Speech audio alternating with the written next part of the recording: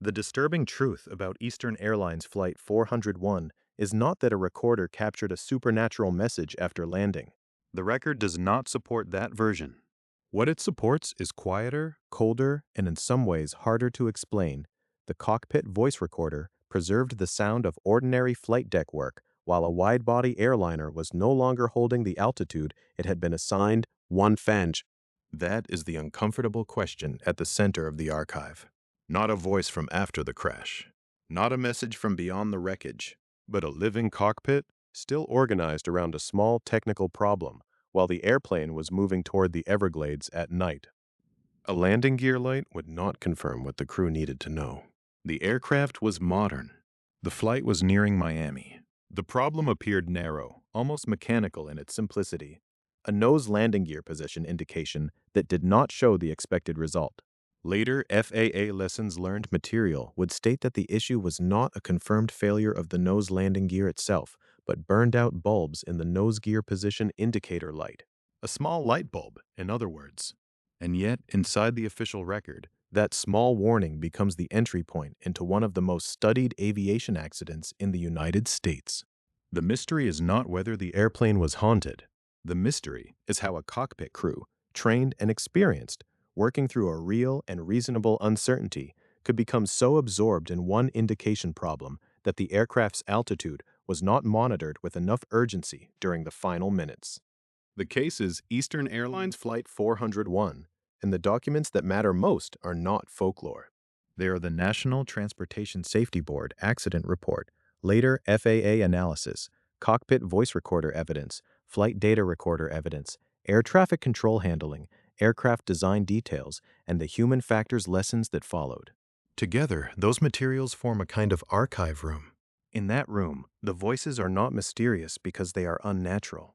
They are mysterious because they are normal. That is what makes the recording so difficult to sit with. In many aviation stories, danger announces itself. There is smoke. There is a bang. There is a warning that no one can ignore. Flight 401 is different in the way the archive presents it. The aircraft was not torn apart in midair. The crew was not responding to a known catastrophic failure. They were trying to solve an indication problem during a late evening arrival into Miami International Airport. The cockpit became focused on one question: was the nose landing gear down and locked? That question mattered. No crew can simply ignore uncertainty about landing gear before landing an airliner. If the light did not confirm the gear position, the crew had to treat that uncertainty seriously. The decision to interrupt the approach and work the problem was not, by itself, irrational. That is part of the unease. The path into danger did not begin with obvious recklessness. It began with a practical cockpit task.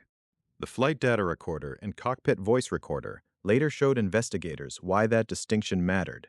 The evidence did not merely say that an aircraft descended. It helped reconstruct the environment in which that descent went unnoticed. FAA analysis states that flight data recorder data confirmed autopilot engagement, and that the airplane later experienced a descent consistent with altitude hold no longer maintaining the assigned altitude. The National Transportation Safety Board determined that the probable cause involved the flight crew's failure to monitor the flight instruments during the final 4 minutes and to detect the unexpected descent soon enough to prevent impact. Those words are technical, but they are devastating. Failure to monitor can sound simple when read on a page. In the cockpit, it unfolded through workload, attention, assumptions, procedures, and design. A crew was engaged in troubleshooting. A gear indication would not resolve. A flight engineer would later attempt to verify the nose gear position through an optical sight in the forward electronics bay below the flight deck. The aircraft was at night over the Florida Everglades. The assigned altitude was 2,000 feet, and the instruments that could have shown the airplane leaving that altitude did not command enough attention in time. This is why the black box kept recording after the plane landed claim has to be separated from the sourced record. The aircraft did not land safely. It crashed in the Florida Everglades.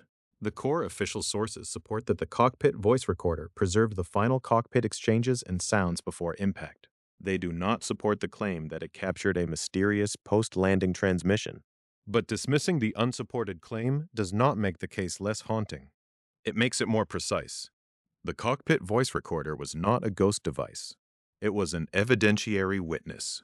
It captured the kinds of cockpit sounds and exchanges that, in another setting, might have meant only routine coordination. In this setting, they became part of a fatal reconstruction. Investigators could compare what was being discussed with what the aircraft was doing. That comparison is where the archive becomes almost unbearable. The crew's attention was directed toward the landing gear indication, while the airplane's vertical path was quietly changing. There was an altitude alert system. On the accident airplane, according to FAA analysis, the oral warning was a single C-chord. The flashing visual warning in Eastern's configuration was inhibited below 2,500 feet radar altitude. FAA analysis states there was no evidence on the cockpit voice recorder that the crew heard the single altitude warning tone. A brief sound, if missed, leaves almost nothing behind except the absence of response. In the record, that absence becomes one of the most important clues. There was also air traffic control information. Controllers had altitude information showing the aircraft lower than assigned, but the technology was new enough that false or unstable readouts could reduce confidence in what was displayed. That does not turn the story into a simple accusation. It adds another layer. Information existed in more than one place, but information is not the same as intervention. A warning has to be trusted. A display has to be interpreted. A cockpit instrument has to be scanned. A sound has to be heard. Flight 401 sits at the intersection of all of those fragile links. For a lost transmission story, it is tempting to search for the impossible message, the strange voice, the line that should not exist. Flight 401 has acquired that kind of folklore in American culture, especially because of the darkness of the Everglades and the later reputation surrounding the accident. But the archive points us toward a more disciplined mystery. The transmission that matters is not supernatural. It is procedural. It is the recorded evidence of people doing cockpit work under uncertainty while the airplane's situation changed in a way they did not fully register. That is a different kind of fear. It asks how normal work can narrow attention. It asks how a modern airliner, considered technologically advanced for its era, could still be vulnerable to a chain that began with an indication light. It asks how a crew could be surrounded by instruments, alerts, procedures, and communication and still lose awareness of the one parameter that mattered most in those final minutes: altitude. The answer would not come from a single dramatic failure. It would come from reconstruction, from recorder traces, from cockpit dialogue, from instrument behavior, from the position of a light, from the usability of an optical sight, from autopilot mode and altitude alert design, from the way people divide attention when one small uncertainty seems to demand resolution before everything else can continue. That is why the case became historically important beyond the crash itself. FAA Lessons-Learned material identifies Flight 401 as one of the accidents that helped precipitate the development and adoption of crew resource management concepts. Later work in the United States would trace those roots through a NASA-sponsored Resource Management on the Flight Deck Workshop in 1979 and early comprehensive airline programs, including United Airlines program in 1981. But those later reforms belong to the aftermath. At the beginning of the archive, there is only a crew, a light, an airplane, and the dark approach environment west of Miami. The first task, then, is to return the case to its confirmed setting. Before the recorder became evidence, before the small bulb became a symbol, before the Everglades became part of the story's haunted geography, Flight 401 was a scheduled passenger flight from New York to Miami, carrying 176 people aboard a Lockheed L-1011 TriStar. And on the night of December 29, 1972, it was nearing what should have been a routine late-evening arrival. By the time Eastern Airlines Flight 401 was nearing South Florida, there was nothing in the basic shape of the trip that made it look like an aviation mystery. It was a scheduled passenger flight. Its route was one of the most familiar in the eastern United States, John F. Kennedy Airport in New York to Miami International Airport. Its date was December 29, 1972, deep in the holiday travel season, when a late-evening airplane bound for Florida could carry families, vacationers, airline crews, business travelers, and all the ordinary human traffic that passes through a major airport without leaving much trace in the public record. The aircraft was a Lockheed L-1011 TriStar, registration N310EA, operated by Eastern Airlines. On board were 176 people, 163 passengers, and 13 crew members. In the clean language of an accident file, those numbers are fixed. They do not shift with memory. They are part of the confirmed frame around everything that followed. But at this point in the story, the numbers do not yet belong to a disaster. They belong to a flight plan. Flight 401 had departed John F. Kennedy Airport at approximately 9:20 in the evening, Eastern Time. It was expected to arrive at Miami at approximately 11:30. That schedule placed the airplane into Miami at the end of the day, when the city below would have been lit, the airport active, and the approach procedures familiar to crews who flew the route regularly. This is one reason the case remains so unsettling in the archive. The first half of the story is not built from warning signs. It is built from normality. A named airline, a named airport pair, a modern wide-body aircraft, a standard domestic passenger flight, a crew bringing an airplane south toward a major destination. The official record does not require us to imagine anything unusual in the departure from New York. It does not ask us to picture a dramatic mechanical breakdown in crews, or an emergency declared over the Atlantic, or a long chain of visible failures beginning hours before impact. The confirmed setting is much simpler and therefore more troubling. A routine flight from New York to Miami reached the late stages of arrival, and only then did a small cockpit problem begin to redirect attention. For the passengers, the route itself would have carried familiar meaning. New York to Miami was not remote flying. It was not experimental flying. It was not a marginal route into an obscure field. It connected two major American airports, one in the country's largest city and one at the gateway to South Florida. Miami International Airport was not a makeshift destination. It was a large, established airport serving heavy domestic and international traffic. That matters because it strips away one of the easier explanations people sometimes reach for when they encounter a crash in darkness, that the flight must have been operating at the edge of the system, beyond normal help, beyond normal procedure, beyond normal infrastructure. Flight 401 was inside the system. It was speaking with air traffic control. It was approaching a major airport. It was being handled within the routines of commercial aviation. And still, the chain formed. The airplane itself also matters. The Lockheed L-1011 TriStar was not an aging relic being coaxed through its final years. It was a wide-body jet, newly important to Eastern Airlines in 1972. It represented the kind of aircraft that, from a passenger seat, could feel like progress made visible, large, modern, capable, and built for high-volume airline service. Its registration, N310EA, appears in the record as a precise identifier, the way accident reports reduce a complex machine to a traceable name. But on the night of December 29th, it was not yet an exhibit. It was an aircraft in service, carrying people from one city to another. The fact that it was modern does not make the accident impossible. It makes the accident more instructive. Modern systems can still place human attention under pressure. Advanced machines can still depend on small signals, simple indicators, and the crew's ability to keep flying the airplane while diagnosing a fault. That tension is already present before the central problem appears. A late evening arrival is ordinary, but ordinary does not mean effortless.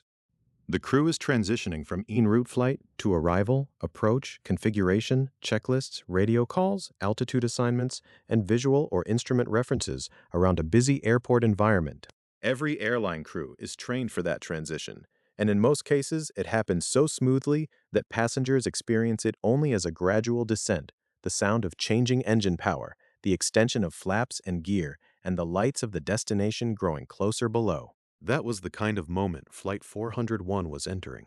The flight was expected in Miami around 11:30 at night. The eventual crash occurred at about 11:42 Eastern Standard Time. Those times placed the accident not in some long, undefined window, but in the narrow space around arrival. The aircraft had completed the long route from New York to South Florida. It was not far from its destination. The National Transportation Safety Board would later place the crash site 18.7 miles west-northwest of Miami International Airport in the Florida Everglades. In distance, that is close to the airport. In consequence, it was an entirely different world. The Everglades west of Miami gave the accident part of its later atmosphere: darkness, swamp terrain, and a landscape difficult for rescue crews and investigators. But in the sequence we are following, the Everglades are not yet the scene. They are only the dark area beyond the approach path, the geography outside the cabin windows, the space into which the airplane would later be directed while the crew worked through a problem. At this stage, the key fact is not that Flight 401 was lost in some unknown wilderness. It was near Miami, in contact with the structure of controlled airspace, operating as a scheduled flight should. The mystery is sharpened by that closeness. The airplane was almost there. 176 people were aboard. The division recorded later was 163 passengers and 13 crew members. In narration, numbers like these can become abstract, but in an accident archive, they serve a sober purpose. They define the scale of the event before the event happens. They remind us that the cockpit voice recorder and flight data recorder did not preserve an isolated technical puzzle. They preserved the final working environment of a crew responsible for a full passenger aircraft near the end of a normal trip. The later investigation would turn on cockpit details, an indication, a light, a mode of attention, an altitude that was not maintained. But none of those details can be understood apart from the setting. Flight 401 was not a test flight. It was not a ferry flight with no passengers. It was not an empty aircraft moving between maintenance bases. It was a scheduled airline service operating between New York and Miami, carrying enough people that the consequences of even a small distraction could become enormous. This is where the archive begins to narrow. A large aircraft is approaching a large airport. The route is routine. The crew is working inside a familiar system. Air traffic control is present. The destination is close. The airplane is modern. The night is late, but not exceptional. The confirmed facts give us no reason to treat the first part of the flight as strange. And then, during the arrival sequence, the flight crew could not confirm that the nose landing gear was down and locked. That single uncertainty altered the character of the flight. Not because the aircraft was known to be unable to land. Not because the gear had visibly failed. The crucial distinction, which the later record would make important, is that the problem involved the nose landing gear position indicating system. The cockpit did not have the confirmation it needed. The crew was not yet dealing with a proven collapse of the landing gear. It was dealing with the absence of a trusted indication. That is a different kind of problem, and in some ways a more deceptive one. A failed indication can look like a failed system. A small warning can demand the same initial attention as a major malfunction, because the crew must decide what the airplane is actually doing, not merely what the instrument appears to say. In an airliner on approach, uncertainty itself becomes work. For Flight 401, that work began at the edge of what should have been a routine landing. The airplane had come from John F. Kennedy Airport. It was nearly at Miami International Airport. The people on board were close to arrival. The crew was close to completing the flight. The archive had not yet become haunted by recorder transcripts, safety recommendations, or human factors lessons. There was only a modern Lockheed L-1011 TriStar, registration N310EA, descending toward Miami late on December 29, 1972, with a small cockpit indication that would not give the answer the crew needed. And in that small warning, the ordinary flight began to change shape. The small warning mattered partly because of where it appeared. This was not an old airplane at the end of a long mechanical life, creaking toward Miami on borrowed time. Eastern Airlines Flight 401 was a Lockheed L-1011 TriStar, registration N310EA, one of the new wide-body aircraft that had begun entering service with Eastern Airlines in 1972. In the public imagination of that period, the TriStar belonged to the future of air travel. It was large, modern, and technologically advanced for its era. It represented a generation of aircraft in which systems, automation, indication lights, warning tones, and cockpit procedures were becoming more deeply interwoven. That is why the first sign of trouble can seem so disproportionate when read backward from the accident record. The issue that interrupted the arrival into Miami was not, at first, a confirmed structural failure. It was not a report from the cabin that something had broken away. It was not an engine emergency. It was not a fire warning. The problem was centered on a small cockpit indication, the nose landing gear position indicator. On approach, a flight crew needs confirmation that the landing gear is down and locked. The landing gear itself is a large mechanical system, but the crew does not usually see it directly from the cockpit. Instead, the crew works through indications. The airplane reports its condition through lights and instruments. A light tells the crew that a gear position is safe, or not confirmed. In normal operation, those indications are part of the rhythm of landing. Gear down. Indications checked. Landing continues. On Flight 401, that rhythm was broken. The crew could not confirm from the cockpit indication that the nose landing gear was down and locked. The warning was small, but its meaning was serious. If the nose gear truly had not extended or locked, the airplane could not simply continue as though nothing had happened. A landing with an unsafe nose gear could damage the aircraft and endanger everyone aboard. But if the landing gear was actually down and locked, and only the indicator was wrong, then the airplane itself was mechanically ready to land. The danger would lie not in the gear, but in the uncertainty. That distinction sits at the center of the Flight 401 archive. Later FAA lessons learned material would describe the issue as involving the nose landing gear position indicating system, not as a confirmed failure of the landing gear itself. The same FAA review states that both bulbs in the nose gear position indicator light were ultimately found burned out. In other words, the small light that failed to answer the cockpit's question appears, in the later safety record, to have been a failed indication rather than proof that the nose gear had failed. That does not make the crew's concern unreasonable. In the cockpit, at night, during an arrival into Miami International Airport, the crew did not have the comfort of hindsight. They had an airplane configured for landing, a required confirmation they could not obtain, and a system indication that did not provide the expected answer. A burned-out bulb may sound simple in a maintenance shop. In the cockpit, it can become a question about the state of the aircraft. This is one of the quiet lessons inside the record. Modern aircraft do not eliminate ambiguity. They can reduce it, organize it, and present it through carefully designed signals. But when a signal fails, the crew must interpret the silence. A light that does not illuminate may mean the system is unsafe. It may mean the system is safe, but the light has failed. It may mean a switch, a circuit, a bulb, or a sensor has created a false picture. Each possibility has operational consequences. The Lockheed L-1011 TriStar made this problem especially striking because it was not a primitive machine. It was a sophisticated, wide-body airliner of its time, a symbol of progress in commercial aviation. Its presence in Eastern Airlines service in 1972 placed Flight 401 in the early period of a new generation of cockpit environments. The flight deck was becoming a place where crews managed complex systems through panels, annunciators, modes, and checklists. The airplane could do more, but the crew also had more to monitor, confirm, and interpret. The nose landing gear indication was a small part of that larger environment. It was not dramatic on its face. It was not the kind of event that announces itself with smoke, vibration, or a visible failure. It was a question posed by a light that did not behave as expected. And because the airplane was near the end of its route, the timing mattered. Flight 401 had departed John F. Kennedy Airport in New York and was nearing Miami International Airport.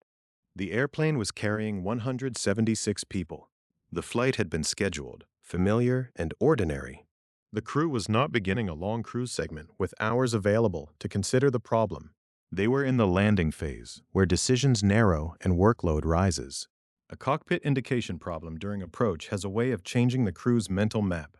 The runway is no longer simply the destination. It becomes a condition to be satisfied. Before landing, the crew must know whether the aircraft is ready. The question of the nose gear becomes a gate through which the rest of the flight cannot safely pass. The later accident record makes clear that the mystery was not a single piece of equipment failing in isolation. It was the interaction between a small fault and the work required to understand it. The burned-out bulbs mattered because they created an absence where a confirmation should have been. That absence drew attention. It demanded verification. It opened a path from landing to troubleshooting. In a calm retelling, it is important not to inflate the bulb into a supernatural object or a secret signal. The power of this detail is that it was ordinary. Indicator bulbs can burn out. Cockpit lights can fail. Crews are trained to question indications and to verify the actual condition of the airplane. Nothing about the first problem required panic. That is what makes the case unsettling. The airplane was modern. The crew was dealing with a recognizable operational problem. The route was a scheduled passenger flight between major United States airports. The location was not remote in the planning sense. Miami International Airport was close. The issue was specific: confirmation of the nose landing gear position. And yet, from these ordinary materials, the accident sequence began to form. The Lockheed L-1011 TriStar's sophistication did not prevent the cockpit from becoming vulnerable to attention. Its systems provided information, but the crew still had to decide what information could be trusted. The landing gear might be down. The indication might be wrong. Or the indication might be telling the truth. Until that question was resolved, the approach could not feel complete. This is where the archive narrows. Not to the whole aircraft at once. Not to the entire route from New York to Miami. Not even yet to the Everglades below. It narrows to the nose landing gear position indicator, to the expected light that did not provide confirmation, and to the crew's need to determine whether they were facing a landing gear problem or an indication problem.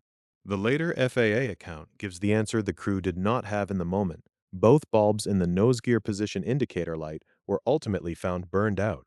But the cockpit did not operate inside the later report. It operated inside uncertainty. And uncertainty, once introduced into the final phase of flight, can quietly reorder everything. The modern airplane had reached the edge of a routine landing. A small warning had interrupted the sequence. The crew now needed to establish whether the nose gear was truly down and locked, or whether the airplane was ready to land while its cockpit indication had failed. The landing was no longer simply a landing. It had become a problem to be solved before the runway could be used. The landing was no longer simply a landing. It had become a problem to be solved before the runway could be used. That change may sound procedural, almost routine.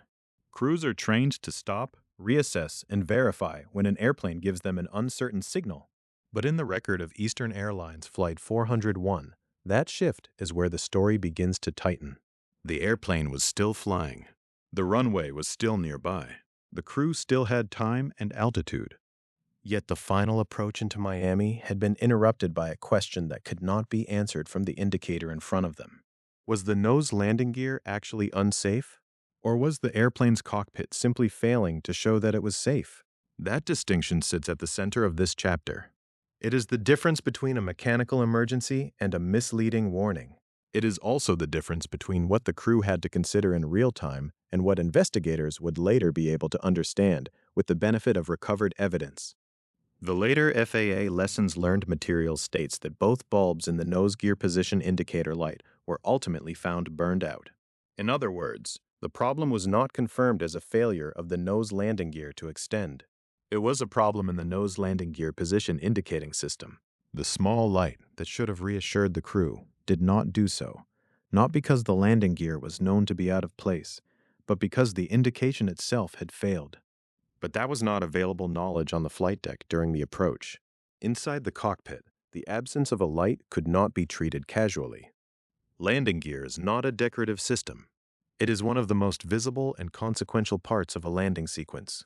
When an airliner approaches the runway, the crew needs clear confirmation that the gear is down and locked.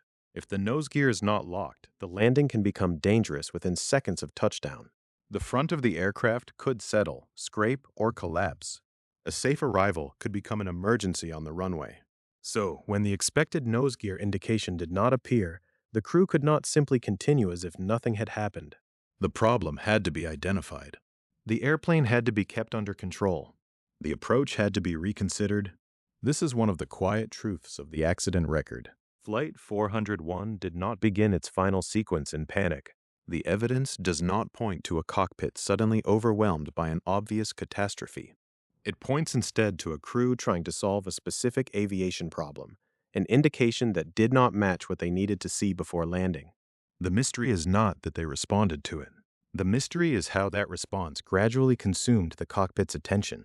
On approach to Miami International Airport, the landing sequence would normally compress a series of familiar tasks into a short period of time. The aircraft would be configured. The crew would monitor speed, altitude, descent path, clearances, landing gear, flaps, and runway alignment. In a wide-body aircraft like the Lockheed L-1011 TriStar, This work was distributed across trained crew members. The airplane was technologically advanced for its era, but it still required human attention, coordination, and confirmation. Then the nose gear indication failed to provide the expected answer. From that moment, the final approach stopped being only a descent toward a runway. It became a diagnostic environment. The crew had to determine whether the airplane itself had a gear problem or whether the cockpit had an indication problem. The danger in that distinction is that both possibilities can look identical at first. A failed gear and a failed light can both present as the same silence on the panel, the same missing confirmation, the same unresolved question. In the official history of the accident, this small uncertainty became the opening through which larger risk entered the flight. The crew's decision to interrupt the approach was not, in itself, the strange part. A crew that cannot confirm the position of the nose landing gear has reason to break off the landing sequence and troubleshoot. The issue is what happened after the approach was interrupted. The task of verifying the gear indication began to take priority over the broader task of continuously flying and monitoring the airplane. That is why the phrase gear problem can be misleading if it is used too quickly. It suggests that the landing gear itself had failed and that the airplane was responding to a major mechanical malfunction. The sourced record is more precise. The confirmed problem was in the indicating system. The light did not give the crew confirmation. Later, the burned-out bulbs would explain why. But in the cockpit, an indication problem can be just as demanding as a physical malfunction because the crew must behave as if the more serious possibility remains open until it is ruled out. They had to ask, if the light is not showing down and locked, is the gear not down and locked? If the gear is down, why is the light not telling us? If the light is wrong, how do we prove that before landing? Each question is reasonable. Together, they form a trap.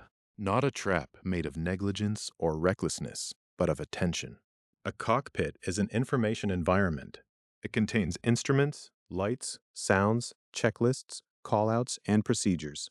Each item has a claim on the crew's mind. During a normal approach, those claims are balanced through habit and training. The flight path remains central. The airplane's altitude, speed, and configuration remain continuously checked. But when one warning or missing confirmation refuses to resolve, it can begin to pull mental resources toward itself. The nose gear light became that point of pull. The crew had to continue communicating. They had to coordinate with Miami air traffic control. They had to decide what to do with the approach. They had to troubleshoot the indication. They had to consider alternate ways of confirming the gear position.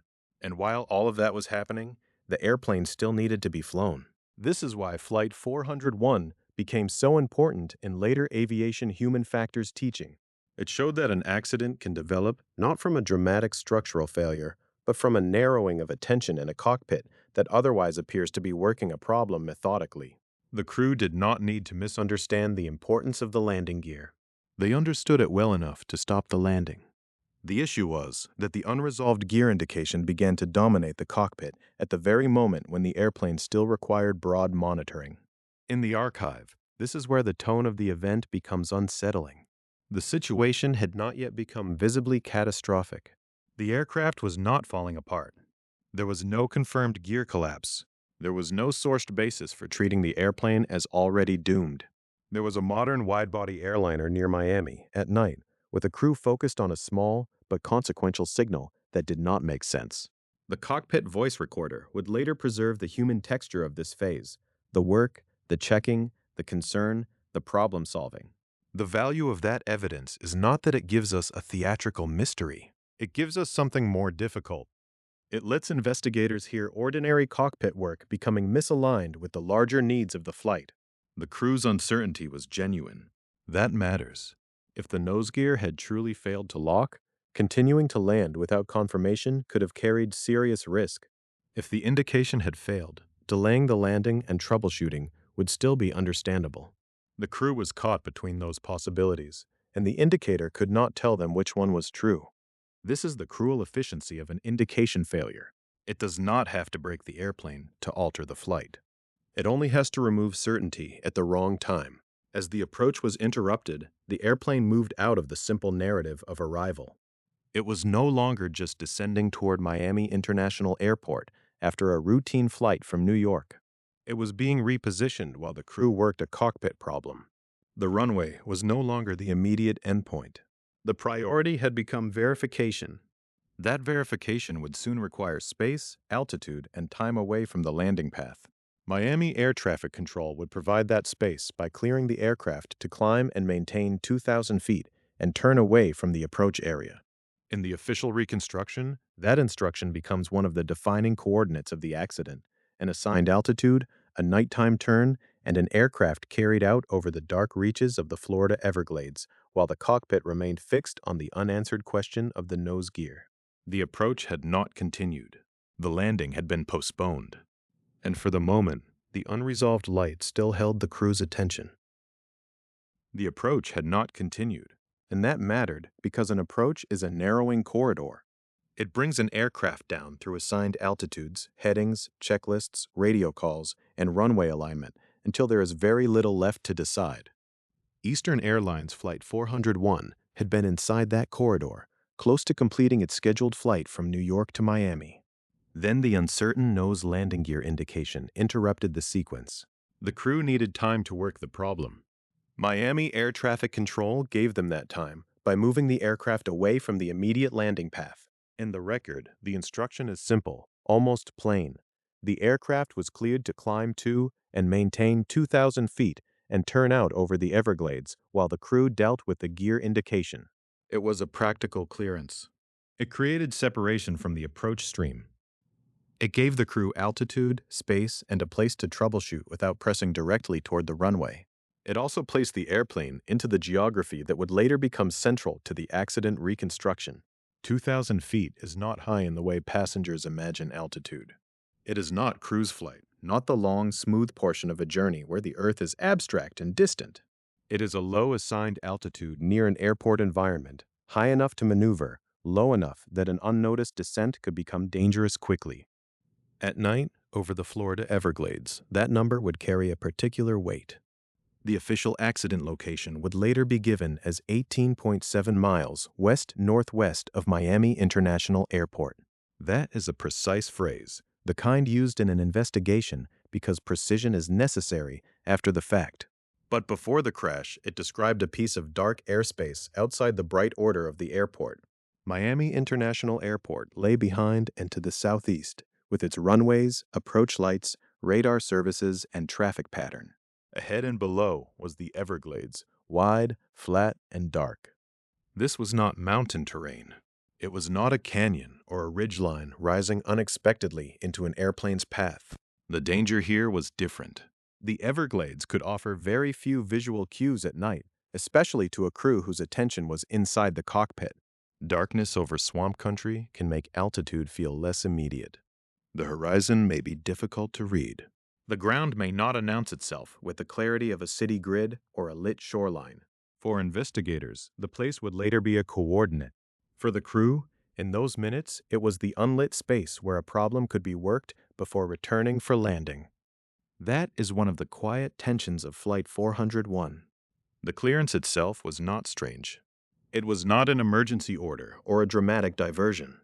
It was the kind of air traffic control action that supports cockpit decision-making.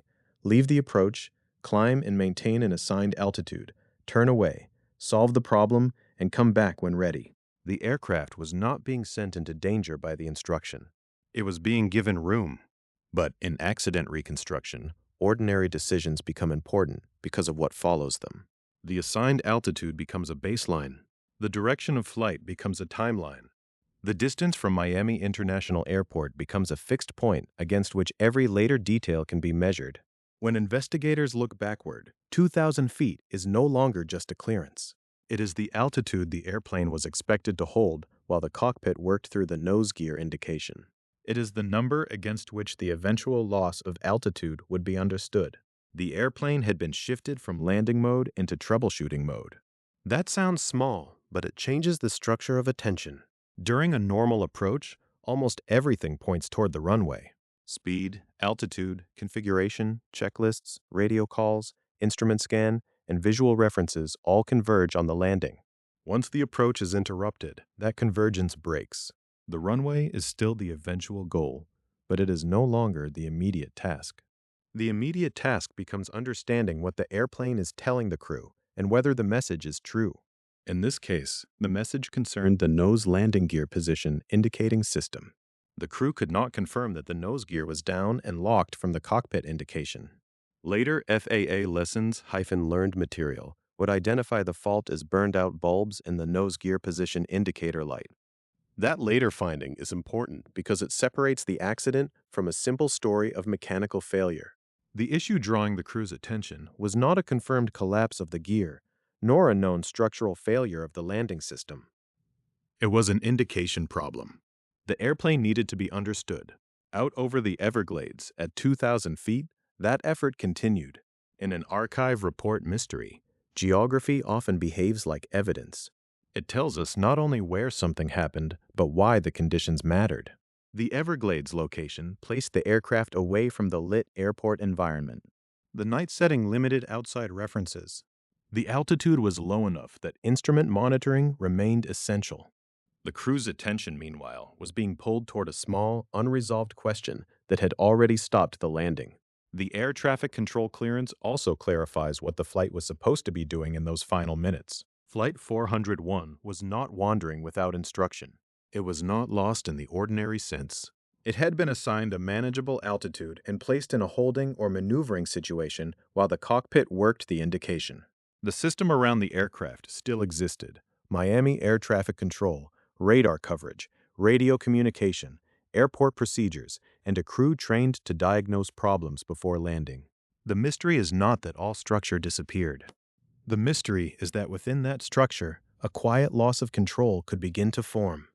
This is why the phrase 2,000 feet returns with such force in the record. It is not merely a height above sea level.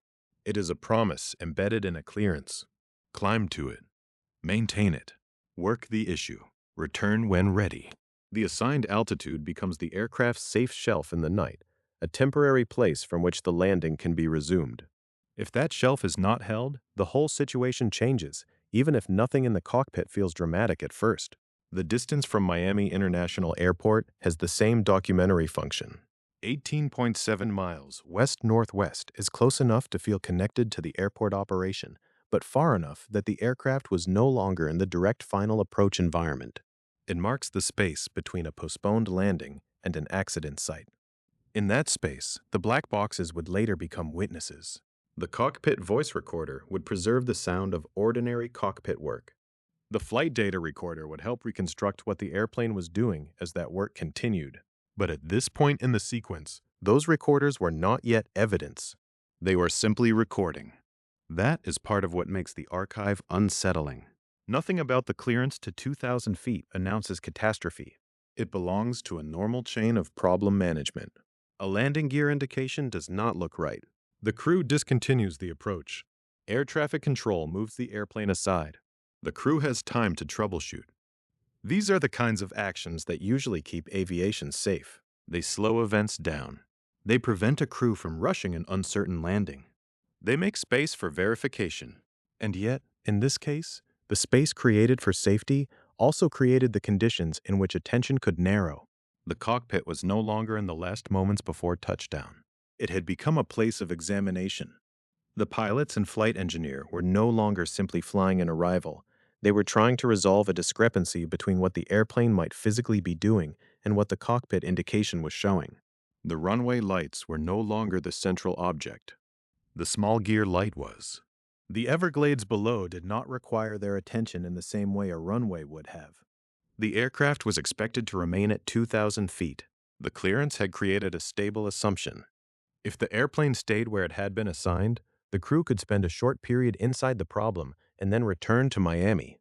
But that assumption depended on one continuous task that cannot be suspended. Someone had to keep monitoring the airplane. This is where the chapter's coordinates begin to turn into a human factors problem.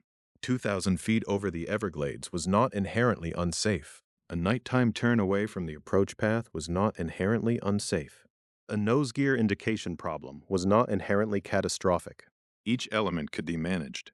The danger emerged in the way they overlapped: a low assigned altitude, darkness outside, an advanced aircraft that seemed to be under control, and a cockpit increasingly occupied by a question that appeared technical, specific, and solvable.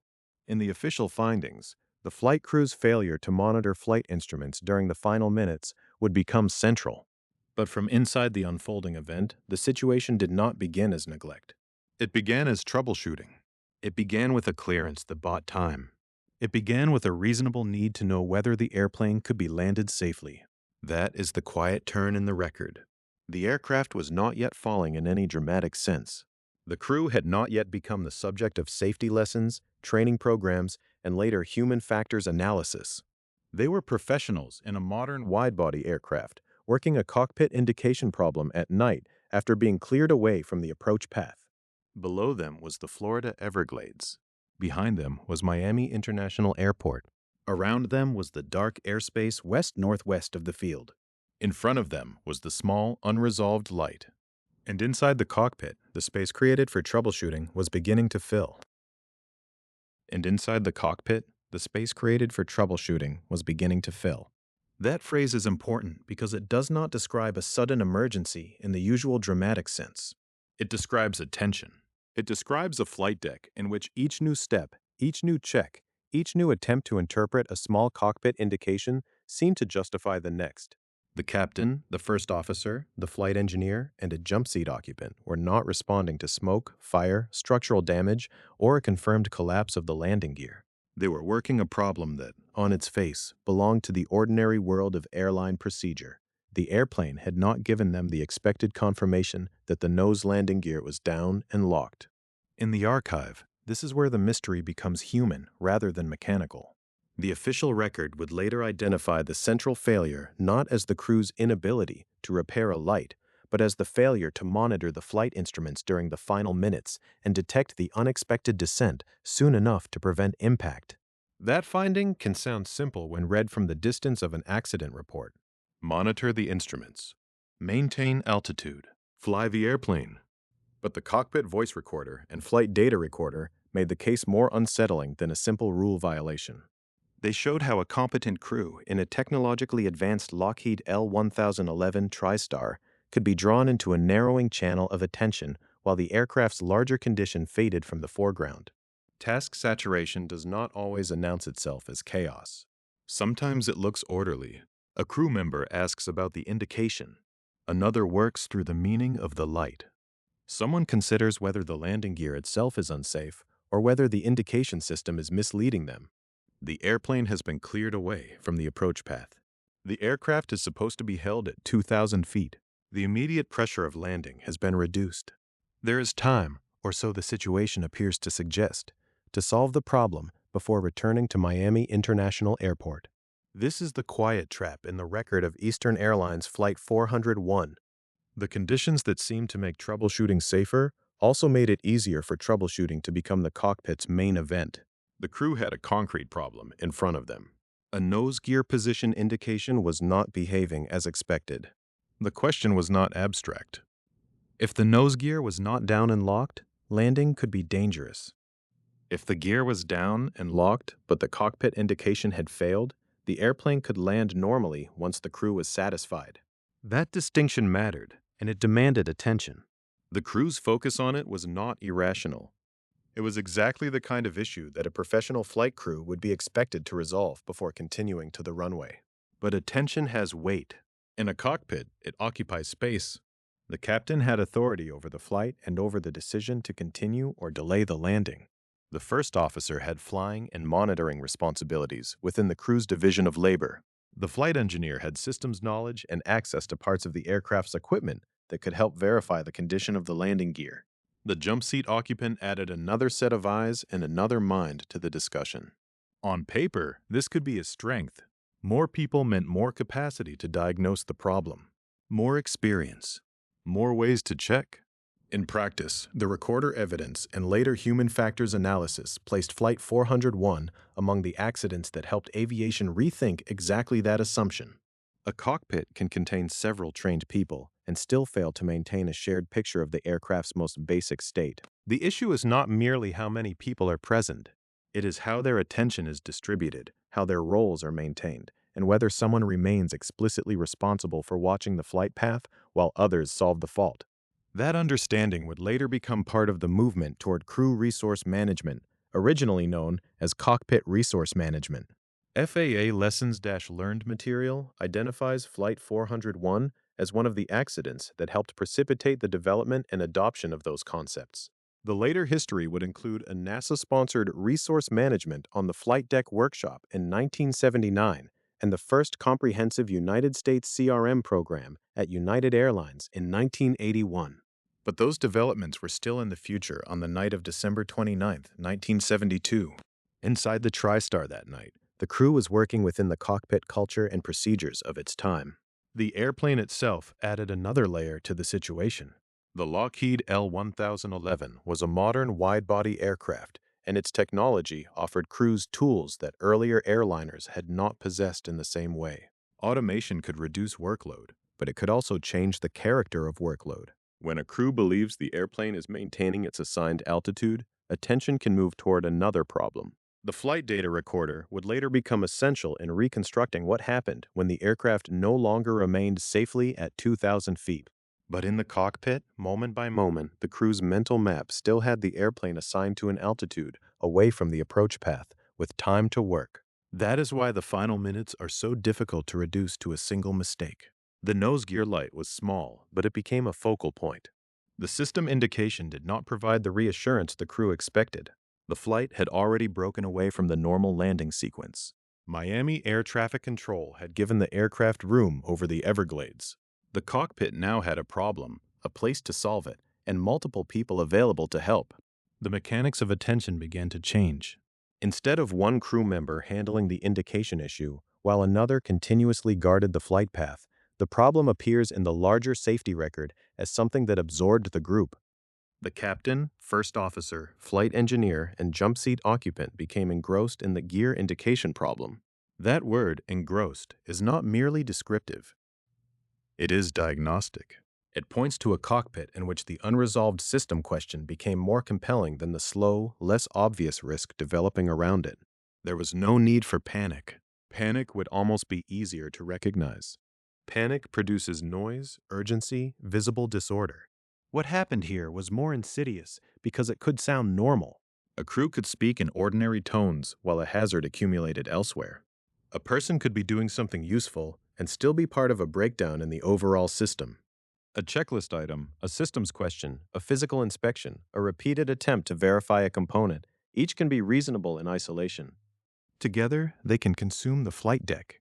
This is one of the reasons the cockpit voice recorder is so central to the enduring power of the case. It did not simply preserve cries of alarm. Its significance lay in the way it preserved the texture of work. The record revealed that aviation disasters do not always begin with dramatic failures. Sometimes they begin with professionals carrying out familiar tasks while one essential duty slips out of the center of attention. The mystery, then, is not whether the crew cared about safety. The record gives no support to that kind of simple accusation. They were trying to determine whether the airplane could be landed safely. The question is how a safety-driven action can become unsafe when it is not bounded by disciplined monitoring. The crew wanted to know the status of the nose landing gear. But while that question remained open, the airplane still required continuous supervision. It still had a heading, an altitude, a configuration, and a position over dark terrain west-northwest of Miami International Airport. The Everglades below did not present itself through a bright horizon or a clear visual warning. At night, over swamp terrain, the outside world offered little to compete with the cockpit problem. Inside, the unresolved light was immediate. It was visible. It was tied to the landing. It could be discussed, tested, and chased. The assigned altitude, by contrast, could be assumed until the instruments said otherwise. And if those instruments were not being watched closely enough, the assumption could survive longer than the altitude itself. That is the human factors core of Flight 401. The danger did not need to defeat the crew by force. It only needed to wait while their attention was elsewhere. The crew's next efforts moved beyond the instrument panel. If the cockpit indication could not be trusted, there was another way to seek certainty, a direct mechanical verification. The aircraft had a means of checking the nose gear position from below the flight deck through an optical sight in the forward electronics bay. That possibility carried a powerful appeal. It seemed to offer a route out of ambiguity, away from the failed or suspect light and toward the physical truth of the gear itself. So the cockpit workshop extended downward into the space beneath the flight deck, where the crew would try to see what the indicator could not prove. The cockpit workshop had extended downward, away from the familiar field of gauges and switches, into the space beneath the flight deck. In an airliner, that movement can feel like a move from interpretation to evidence. Above, the crew had an indication that would not give them the answer they needed. Below, there was supposed to be a more direct path to the truth. On Eastern Airlines Flight 401, that path led into the forward electronics bay. This detail matters because it changes the nature of the problem. Until this point, the crew had been dealing with a cockpit signal, the nose landing gear position indication. The uncertainty was not simply whether the aircraft could land. It was whether the crew could prove, to their own satisfaction and to the requirements of safe operation, that the nose gear was down and locked. The landing gear itself had not been confirmed as failed. The known problem was with the indication. Later FAA lessons-learned material would identify the source as burned-out bulbs in the nose gear position indicator light. But in the cockpit, at night, during the event itself, the crew did not yet have that clean conclusion. They had only the unresolved indication. The optical sight offered something different. It was a mechanical check, or at least a visual check of mechanical reality. Instead of relying on a small cockpit light, the crew could attempt to look into the nose wheel well area and verify the gear position by sight. In concept, that is a powerful safeguard. Instruments translate the world into symbols. A light, a gauge, or an annunciator tells the crew what a system believes is true. But a direct viewing arrangement seems to bypass the translation. It suggests that, if the indicator will not speak clearly, the aircraft itself can still be inspected. That was the promise of the sight below the flight deck. For the flight engineer, the task took him out of the immediate cockpit conversation and into a different kind of work. The flight deck of a Lockheed L-1011 TriStar was part of a large, technologically advanced wide-body aircraft, but it still contained older, physical forms of confirmation. Below the pilots, in the forward electronics bay, there was a means of looking toward the nose gear mechanism. It was not glamorous. It was not the sort of device that becomes famous in an aircraft brochure. But in the archive of Flight 401, it becomes one of the most important artifacts. It represented certainty. The crew had been drawn into ambiguity by a small light. The optical sight appeared to be the route back out. That is why the attempt mattered. It was not a random improvisation, and it was not a distraction in the ordinary sense of doing something irrelevant. It was a reasonable response to the problem the crew believed they had. If the cockpit indication could not confirm the nose gear down and locked, then a direct check could either confirm the gear or reveal that something more serious had occurred. The logic was understandable. The difficulty was that the operation of the aircraft did not pause while the search for certainty continued. The airplane remained in flight. It had been cleared to climb to and maintain 2,000 feet and to turn away from the approach area over the Everglades. The cockpit was no longer in the final seconds of landing, but it was still responsible for altitude, heading, and energy. The forward electronics bay did not remove that responsibility. It simply shifted some of the crew's attention into a place where the answer might be found. The mystery in this chapter is not whether the optical sight existed. It did. It is not whether the crew made use of it. The record supports that the flight engineer attempted to use it. The mystery is more practical and more unsettling. Why did a device intended to provide a direct check fail to resolve the uncertainty when it was needed? The answer begins with darkness. Flight 401 was operating late at night on December 29, 1972. The aircraft was near Miami, but the route assigned during troubleshooting carried it away from the bright structure of the approach and out over the Florida Everglades. The gear indication problem was being handled inside a cockpit environment where the outside world offered little visual assistance. When the flight engineer went below to use the optical sight, the issue was no longer just access to the mechanism. It was whether the relevant part of the mechanism could actually be seen. The record states that he could not see the gear linkage in the darkness. That sentence is plain, but it carries much of the accident's human factors weight. The crew had a method for checking the nose gear. The method depended on vision. Vision depended on lighting. And in the conditions facing the crew, the sight could not deliver the answer they needed. The problem had moved from one failed or suspect visual indication to another visual system that could not practically show what it was meant to show. This is where the archive becomes especially quiet. There is no dramatic failure to describe, no explosion of machinery, no sudden evidence that the nose gear had collapsed or that the aircraft had suffered a catastrophic mechanical breakdown. There is instead a sequence of reasonable steps producing no resolution. A light will not confirm the gear. A physical viewing method is attempted. The darkness prevents the linkage from being seen. The uncertainty remains alive.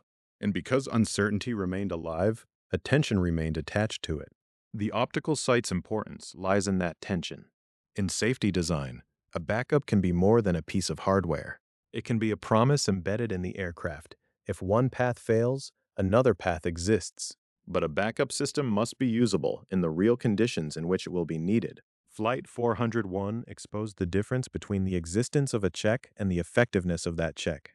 The forward electronics base site was there, but in darkness, without the necessary visibility at the point of use, it did not settle the question. For a crew already focused on a landing gear indication problem, this failure to settle the question was not neutral. It extended the loop. It kept the cockpit in a troubleshooting posture.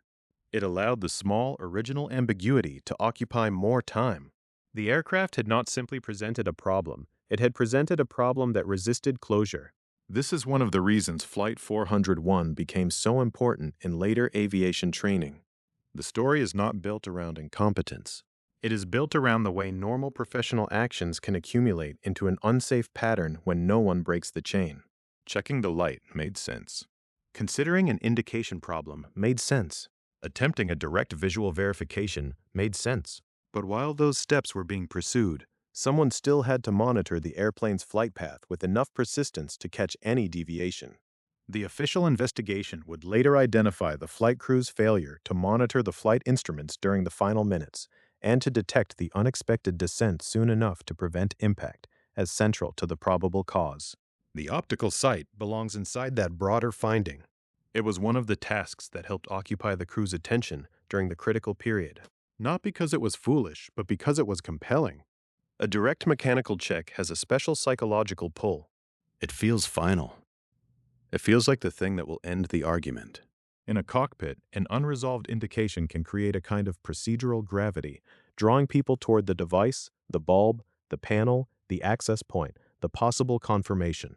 The more important the landing gear seems, the stronger that pull becomes. And the less visible the answer is, the longer the pull can continue. Below the flight deck, the flight engineer was looking for a mechanical truth hidden in darkness. Above him, the rest of the crew remained inside the same unresolved question. The optical sight did not say, yes, the nose gear is down and locked. It did not say, no, the gear is unsafe. It produced something more dangerous in that moment. No answer clear enough to end the search. In the later record, this failed visual check would become more than a minor detail. It would point investigators and safety officials toward the design of the nose wheel well lighting and the practical arrangement of the controls associated with that light. The sight had existed as a solution, but the circumstances of the flight showed that a solution on paper can fail in the dark, especially when the crew must leave the normal instrument scan to use it. So the aircraft continued over the Everglades, with its central cockpit question still unresolved. The small cockpit light had not answered. The sight below the flight deck had not answered. And the darkness around the nose gear linkage had turned a mechanical backup into another silent object in the archive. The darkness around the nose gear linkage had turned a mechanical backup into another silent object in the archive. That is where the record becomes especially instructive, because the problem was no longer only a failed cockpit indication. It was also the question of how a crew, at night, in flight, was supposed to make a backup system speak clearly enough to end a chain of uncertainty. The optical sight was not a rumor added later to the story. It was part of the aircraft's practical design logic. If the cockpit indication could not be trusted, there was a way to look for a more direct confirmation of the nose landing gear position from the forward electronics bay below the flight deck. In theory, that sounds like a simple escalation. If the light on the panel does not confirm the gear, look through the sight and verify the gear mechanically. But the investigation record does not leave that solution untouched. It shows how much depends on where a control is placed, how a light is operated, and whether the person using the backup device can actually make it work under the conditions that exist during the flight. On Eastern Airlines Flight 401, those conditions were unforgiving in a quiet way. The aircraft was not sitting in a maintenance hangar under steady light. It was a Lockheed L-1011 TriStar, registration N310EA, flying at night west-northwest of Miami International Airport after an interrupted approach. The crew was managing an unresolved landing gear indication problem while under air traffic control handling over the Florida Everglades. The cockpit had become a workspace divided between flying the airplane, communicating with Miami, interpreting the gear indication, and trying to use a physical backup from below the flight deck. That physical backup depended on visibility. The flight engineer's attempt to use the optical sight did not provide the answer because he could not see the gear linkage in the darkness. The significance of that sentence is easy to miss if it is heard too quickly. The optical sight itself was not necessarily the failed component. The gear itself was not known to have failed. The later FAA lessons learned material identifies the underlying cockpit indication issue as burned-out bulbs in the nose gear position indicator light. But the sight, the backup intended to bypass uncertainty in the indication system, also failed to resolve the problem because the necessary visual conditions were not there. This is why the nose wheel well light matters. In the official safety response, the National Transportation Safety Board did not treat the arrangement around that light as a trivial detail. The board recommended that controls be relocated or added, and that placarding be provided, so the L-1011 nose wheel well light could be operated near the optical sight. That recommendation tells us something precise about the accident record. Investigators were not merely saying that a crew should have tried harder to see. They were pointing to the practical interface between a person and a system. If a crew member is expected to use an optical sight in darkness, then the lighting needed for that sight must be available in a way that is obvious, accessible, and usable from the place where the sight is used. A placard may sound like one of the least dramatic objects in an aviation mystery. It is not a broken engine part. It is not a recovered recorder reel. It is not a last radio call. It is a label, an instruction, a small piece of cockpit or equipment bay language attached to a control or a location. But in accident investigation, small design features can carry large meaning. A placard can decide whether the next crew member understands what switch controls what light. A control location can decide whether a backup check takes seconds or becomes another uncertain task. A light switch placed away from the point of use can turn a direct mechanical check into a dependent, awkward procedure at exactly the moment when clarity is most needed. The mystery here is not supernatural. It is architectural. It is built into the layout of the machine. The L-1011 was a technologically advanced widebody for its era. It had entered service with Eastern Airlines in 1972, the same year as the accident. It represented modern commercial aviation, complex, capable, and designed with multiple layers of information and redundancy. But redundancy is not only a matter of having a second path. It is a matter of whether that second path can be used in time, by real people, in a real cockpit, at night, under workload. The optical sight was a second path. It existed because a cockpit indication may fail, and a crew may need a way to verify the gear position without relying on the suspect indicator. Yet on this flight, the sight became another source of non-resolution. It did not tell the crew that the nose gear was unsafe. It did not tell them that the nose gear was safe. It gave them something far more corrosive to cockpit attention: continuing ambiguity. That ambiguity held the crew close to the problem. The burned-out bulbs were small objects, but the uncertainty they created expanded. It drew in the captain, the first officer, the flight engineer, and the jump seat occupant. It extended the cockpit downward into the forward electronics bay. It made the crew seek confirmation through a device that required the nose gear linkage to be visible. Then the darkness prevented that confirmation. The system contained a possible answer, but the answer was not practically reachable in the moment. This is one of the reasons Flight 401 remains such an important human factors case. The record does not describe a crew ignoring an obvious catastrophe. It describes trained professionals moving through reasonable-seeming steps while an aircraft continued in flight. At each stage, the unresolved indication appeared to justify further attention. The panel light did not confirm the gear. The direct visual check did not confirm the gear. The nose wheel well lighting arrangement became part of the safety lesson because the backup method needed better support from the aircraft's design. The NTSB recommendation about relocating or adding controls and placarding is therefore more than a maintenance note. It is a recognition that information must be made available where it is needed. If the optical sight is located in one place, but the necessary light is controlled in a way that is not readily usable from that place, the design asks too much of memory, coordination, and attention during a high workload moment. In ordinary conditions, that weakness might never matter. In a simulator, with everyone prepared for the exercise, it might seem manageable. In a hangar, with time and tools and external lighting, it might disappear completely. But over the Everglades, at night, during a live approach interruption, the weakness became visible precisely because the gear linkage did not. The archive preserves this as a design detail, but it also preserves it as a kind of silence. The optical sight was a witness that could not testify.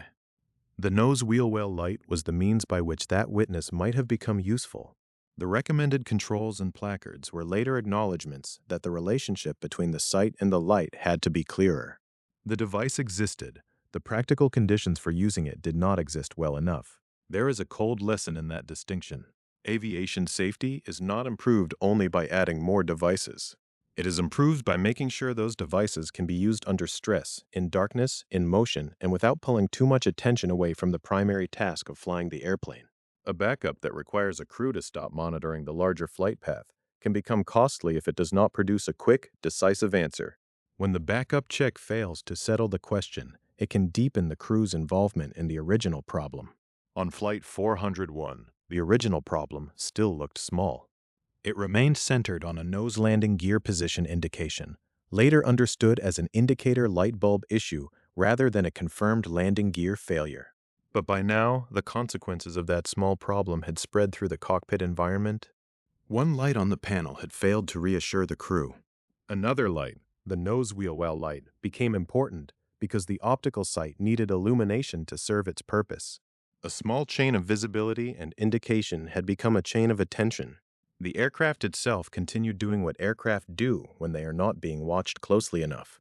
It moved through the night air. It held its assigned course and altitude only insofar as the systems and the crew's monitoring preserved them. The official finding would later focus on the failure to monitor flight instruments during the final minutes and to detect the unexpected descent soon enough to prevent impact. But before that descent becomes the central subject, the record asks us to stay with this smaller artifact, a sight, a light, and a control arrangement that did not give the crew the answer they were seeking. In the recovered story of Flight 401, the optical sight is not dramatic because of what it revealed. It is dramatic because of what it could not reveal. It stands in the archive as a solution that existed, a route to certainty that the crew tried to use, and a design feature that later drew a specific safety recommendation. The light that might have helped the sight answer was not practically available in the way the moment required. So the cockpit question remained alive. The crew was still held by the failed indication and by the unsuccessful attempt to verify the gear from below. The airplane was still over the dark Everglades, away from the approach path, with Miami behind it and the runway no longer the immediate focus. The mystery was no longer whether a single bulb could fail. It was how long a modern aircraft could continue quietly while the people aboard pursued the meaning of that failure. In the recorder data and the later analysis, the next answer would not come from the nose gear at all. It would come from altitude.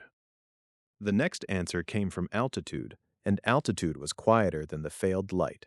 It did not present itself as a snapped cable, a loud alarm, or a sudden dive that would throw bodies forward in their seats. In the reconstructed record, it appeared as a change in the airplane's path, a slow departure from the level flight that Miami Air Traffic Control had assigned while the crew worked through the nose gear indication problem. This is one of the most unsettling parts of Eastern Airlines Flight 401 because it asks the listener to imagine danger without the usual signs of danger. The aircraft was not supposed to be descending toward the Everglades. It had been cleared to climb to and maintain 2,000 feet while it turned away from the approach path. At that altitude, in that holding pattern of thought and procedure, the crew had space to troubleshoot. They had a small cockpit indication that would not confirm the nose gear position. They had an optical check that had not resolved the question. They had a modern Lockheed L-1011 TriStar flying at night near Miami, with the runway no longer directly ahead and the dark flatness of the Florida Everglades beneath them. The record shows that this was not a mystery solved by one witness looking out a window. It was solved later by instruments that had been watching all along. The flight data recorder became one of the principal witnesses. Unlike the cockpit voice recorder, which preserved the human texture of the final minutes, the flight data recorder preserved the airplane's behavior. It gave investigators a way to look back at altitude, heading, and other recorded parameters, and to compare what the airplane was doing with what the crew believed they were managing. The FAA analysis of the accident states that flight data recorder information confirmed autopilot engagement. That point matters because it places the descent inside a system that, from the crew's perspective, could have seemed to be carrying part of the workload. In normal use, an autopilot can help stabilize a flight path while pilots manage navigation, communication, and other tasks. It can reduce the burden of constant manual control. But it can also create a quiet assumption that the airplane will keep doing what it was last understood to be doing. The assigned altitude was 2,000 feet. The work in the cockpit was directed elsewhere. The nose gear indication was still the problem that appeared to need attention. The airplane, meanwhile, later experienced a descent that FAA analysis described as consistent with altitude hold no longer maintaining the assigned altitude. That phrase has a cold, technical weight. It does not tell a dramatic story by itself. It does not claim certainty about every initiating motion or every touch on a control. It does not require a theatrical failure. It describes the outcome visible in the data.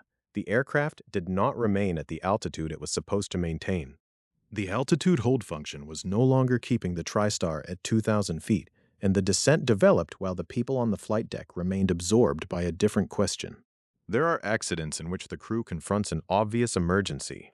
Smoke, fire, engine failure, structural damage, violent weather, these announce themselves. They demand attention because they change the sensory world inside the airplane. Flight 401 belongs to another category, one that became central to later human factors teaching.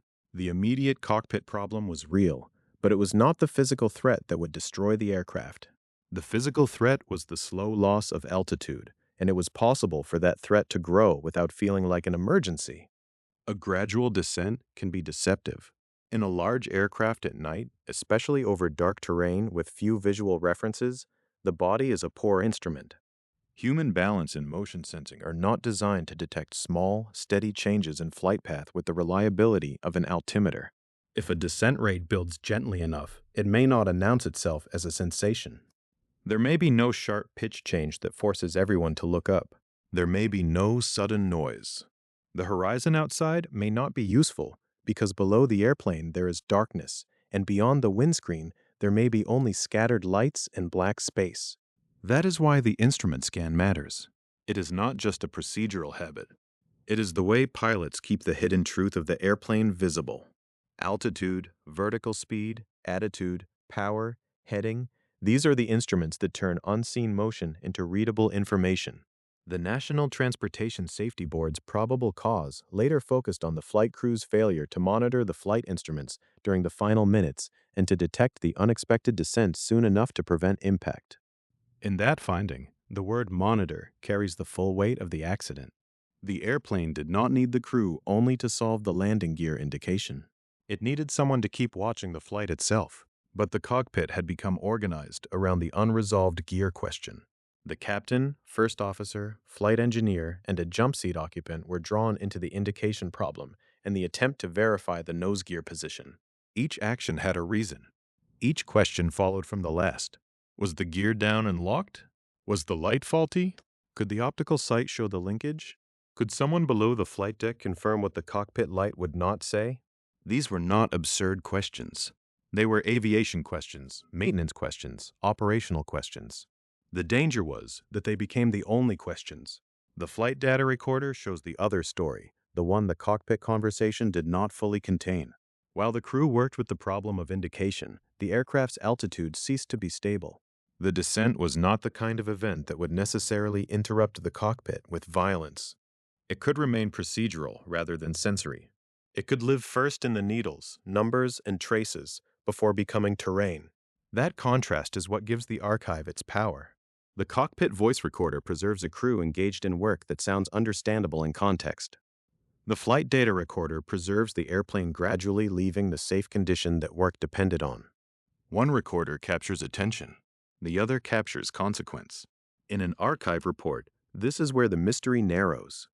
Not to ghosts, not to a black box speaking after a safe landing, but to a more difficult and more human question. How can a cockpit full of trained people miss the one parameter that matters most? The answer is not that they did nothing. It is that they did something else. They pursued a small failed indication with enough focus that the larger condition of flight drifted out of the center of awareness. The Lockheed L-1011 was an advanced aircraft for its time. It was built with systems meant to assist crews, stabilize flight, and make complex operations more manageable. But Flight 401 shows that advanced equipment does not remove the need for disciplined attention.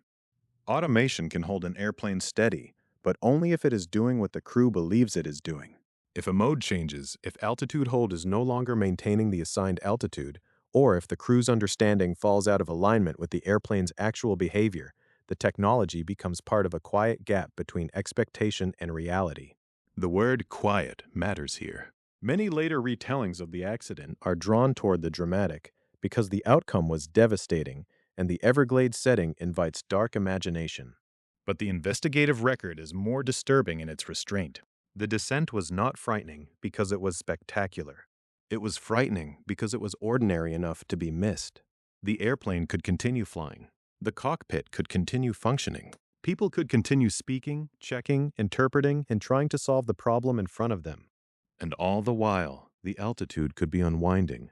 The crew had been given 2,000 feet as a safe working space over the Everglades. That number was not just an altitude clearance. It was the margin between troubleshooting and terrain. Once the airplane began to leave it, the entire meaning of the situation changed. The gear indication no longer mattered in the same way, because the aircraft's most urgent problem was no longer whether the nose gear was confirmed down. The urgent problem was that the airplane was descending into darkness. Yet urgency only helps when it is perceived. In the final minutes of Flight 401, the record suggests a dangerous mismatch between what was becoming true and what had captured attention. The flight data recorder could reveal it afterward. Investigators could see the trace. Analysts could connect the descent with the failure to maintain the assigned altitude. The NTSB could identify the lack of instrument monitoring as central to the probable cause. But inside the moment, the descent had to be detected by people whose attention had already been narrowed. That is the tragedy held in the data. The airplane did not hide its altitude from the instruments. The information existed. But information must be seen, interpreted, and acted upon. A recorded altitude trace can be clear in hindsight because the investigator knows where to look and why it matters. A crew in flight must decide, second by second, what deserves attention. On Flight 401, the record shows that the problem that began as a small failed light had pulled the cockpit away from the discipline that keeps even a modern airliner safely separated from the ground. As the TriStar continued over the Everglades, the descent was no longer a theory. It was the path of the aircraft. The archive allows us to see it with painful clarity, but it also shows how little drama may have accompanied it at first. The airplane was losing the altitude it had been assigned to hold, and the crew had not yet responded in time. There was, however, one more system designed to call attention back to altitude. It did not speak in words. It did not explain the danger. On the accident airplane, its voice was brief, musical, and easy to miss, a single C-chord in a cockpit already filled with another problem. The sound was not a sentence, and that may be the most important thing about it. After the quiet departure from assigned altitude began, after the cockpit had already become centered on the nose landing gear indication, the airplane still carried a system meant to interrupt that narrowing of attention. It was an altitude alert system. Its purpose was simple in concept. When the airplane was approaching or leaving a selected altitude, it should call the crew back to the vertical dimension of flight. In a busy cockpit, where a crew may be talking, reaching, checking, and reasoning through a fault, altitude must not depend only on memory. It must remain present. On Eastern Airlines Flight 401, the system did not speak in a voice. It did not say, altitude. It did not say, check your instruments. It did not describe the descent. According to the FAA analysis, the oral warning on the accident airplane was a single C-check. That detail is small enough to pass quickly in a technical report, but in the archive of this accident, it has a strange weight. A single musical tone, brief and abstract, stood between a distracted cockpit and the ground rising invisibly beneath it. It was designed to be noticed. It was also designed into a cockpit already full of other cues, other tasks, and other questions. The aircraft was a Lockheed L-1011 TriStar, a modern widebody for its era, operating a routine late-evening route from John F. Kennedy Airport in New York to Miami International Airport. By this point in the flight, the crew had already left the normal landing sequence. Miami Air Traffic Control had cleared the aircraft to climb to and maintain 2,000 feet and to turn away from the approach path while the crew dealt with the landing gear indication problem. The problem that held their attention was not a confirmed failure of the nose landing gear itself. Later, FAA lessons learned material states that both bulbs in the nose gear position indicator light were ultimately found burned out. But in the cockpit, at the time, the visible sign was uncertainty. The crew could not confirm that the nose gear was down and locked. That uncertainty had drawn attention downward and inward. The captain, first officer, flight engineer, and a jump seat occupant became engrossed in the indication problem. The flight engineer had gone below the flight deck to the forward electronics bay to try to use the optical sight, a mechanical way to verify the nose gear position. That attempt had not resolved the question in the darkness. The cockpit still did not have the answer it wanted. Then altitude became the unanswered question. The flight data recorder would later make the descent visible to investigators. FAA analysis states that the FDR data confirmed autopilot engagement and that the airplane later experienced a descent consistent with altitude hold, no longer maintaining the assigned altitude. But that is the view from after the accident, when data points can be lined up and studied. Inside the cockpit, at the time, the descent may not have announced itself in a dramatic physical way. It was not necessarily a plunge that would force itself into consciousness. It was a drift away from the altitude the crew believed they were holding. The altitude alert system was there for that kind of risk. It was not there because crews were careless. It was there because aviation had long understood that human attention can narrow under workload. It was a guardrail against a very ordinary failure mode, being occupied with one problem while another becomes urgent. But the accident airplane's alerting arrangement had a specific limitation that matters deeply in this chapter. In Eastern's configuration, the flashing visual altitude warning was inhibited below 2,500 feet radar altitude. The aircraft had been assigned 2,000 feet. That meant the visual component that might otherwise have flashed to draw the eye was not available in that part of the flight profile. The remaining alert, as described in the FAA analysis, was the Single C-Chord oral warning. A visual warning and an oral warning reach the crew differently. A flashing light occupies space. It can continue long enough to be seen after the first instant of distraction. It can sit in the field of view, demanding interpretation. A sound, especially a brief sound, exists only while it is happening. If it is masked, misunderstood, or mentally filed as something less urgent, it is gone. The recorder may preserve evidence that the tone occurred, but preservation is not the same as perception. That distinction is one of the hardest lessons in the record. The FAA analysis stated there was no evidence on the cockpit voice recorder that the crew heard the single altitude warning tone. No evidence that they heard it. That phrase must be handled carefully. It does not mean investigators could enter the minds of the crew. It does not mean the tone was absent from the system. It means that, in the cockpit voice recorder material, as analyzed, there was no recorded response showing that the crew recognized the warning and acted on it. No clear exchange. No decisive shift of attention. No immediate correction tied to the alert. In an accident story that later drew folklore and speculation, this is one of the details that needs no embellishment. A machine may have made a sound. The crew may not have registered it. The airplane continued descending. There is a quiet horror in the mismatch between the importance of the information and the modesty of the signal. A single C-chord is almost elegant. It is not the sound most people imagine when they think of a final warning. It is not cinematic. It does not carry the blunt authority of a spoken command. It is a note or a chord entering a cockpit where the dominant question remained the gear indication. Is the nose gear down? Is the light wrong? Can it be verified from below? What does the indication mean? In that environment, a brief tone had to compete with a problem that felt concrete and immediate. The landing gear was part of the coming landing. The indicator was right in front of them. The optical sight offered a possible direct answer. The crew's actions, step by step, can be understood as attempts to resolve a specific, operationally serious uncertainty. That is what makes the warning so haunting. It did not fail against panic or chaos. It failed, or was not absorbed, against concentrated work. The broader safety lesson is not that one tone should have saved the airplane by itself. The NTSB determined the probable cause as the flight crew's failure to monitor flight instruments during the final 4 minutes and to detect the unexpected descent soon enough to prevent impact. The altitude alert sits inside that larger finding. It was one part of the defensive system around altitude awareness. The instrument scan was another. Crew task sharing was another. Air traffic control information was another. In a safe flight, these layers reinforce each other. In this accident, the layers did not produce a timely recovery. The inhibited visual warning also reveals how configuration details can matter in ways that only become obvious after an accident. A system may be logical in design, acceptable in normal use, and still leave a gap under a particular combination of altitude, workload, and attention. Below 2,500 feet, radar altitude, in Eastern's configuration, the flashing visual warning was inhibited.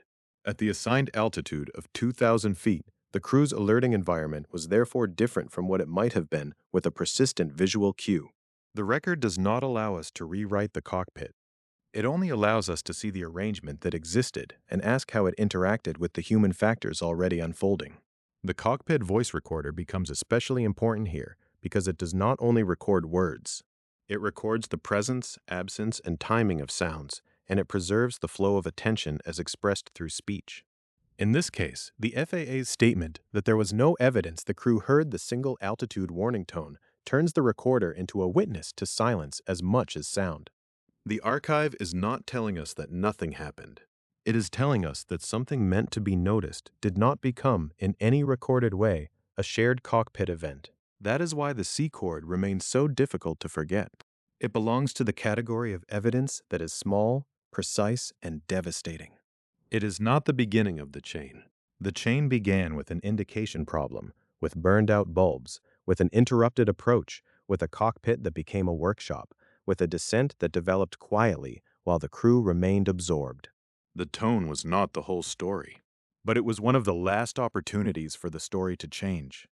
There is an almost unbearable compression in that moment. The TriStar was over the Florida Everglades at night, away from the approach path, assigned to maintain 2,000 feet. The aircraft's path had begun to take it lower. The recorder held the cockpit sounds. The flight data recorder held the aircraft's motion.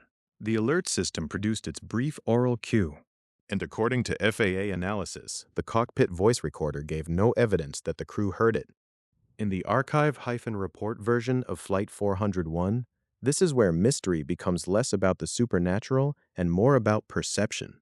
How can a cockpit contain the information needed to survive and still not turn that information into action?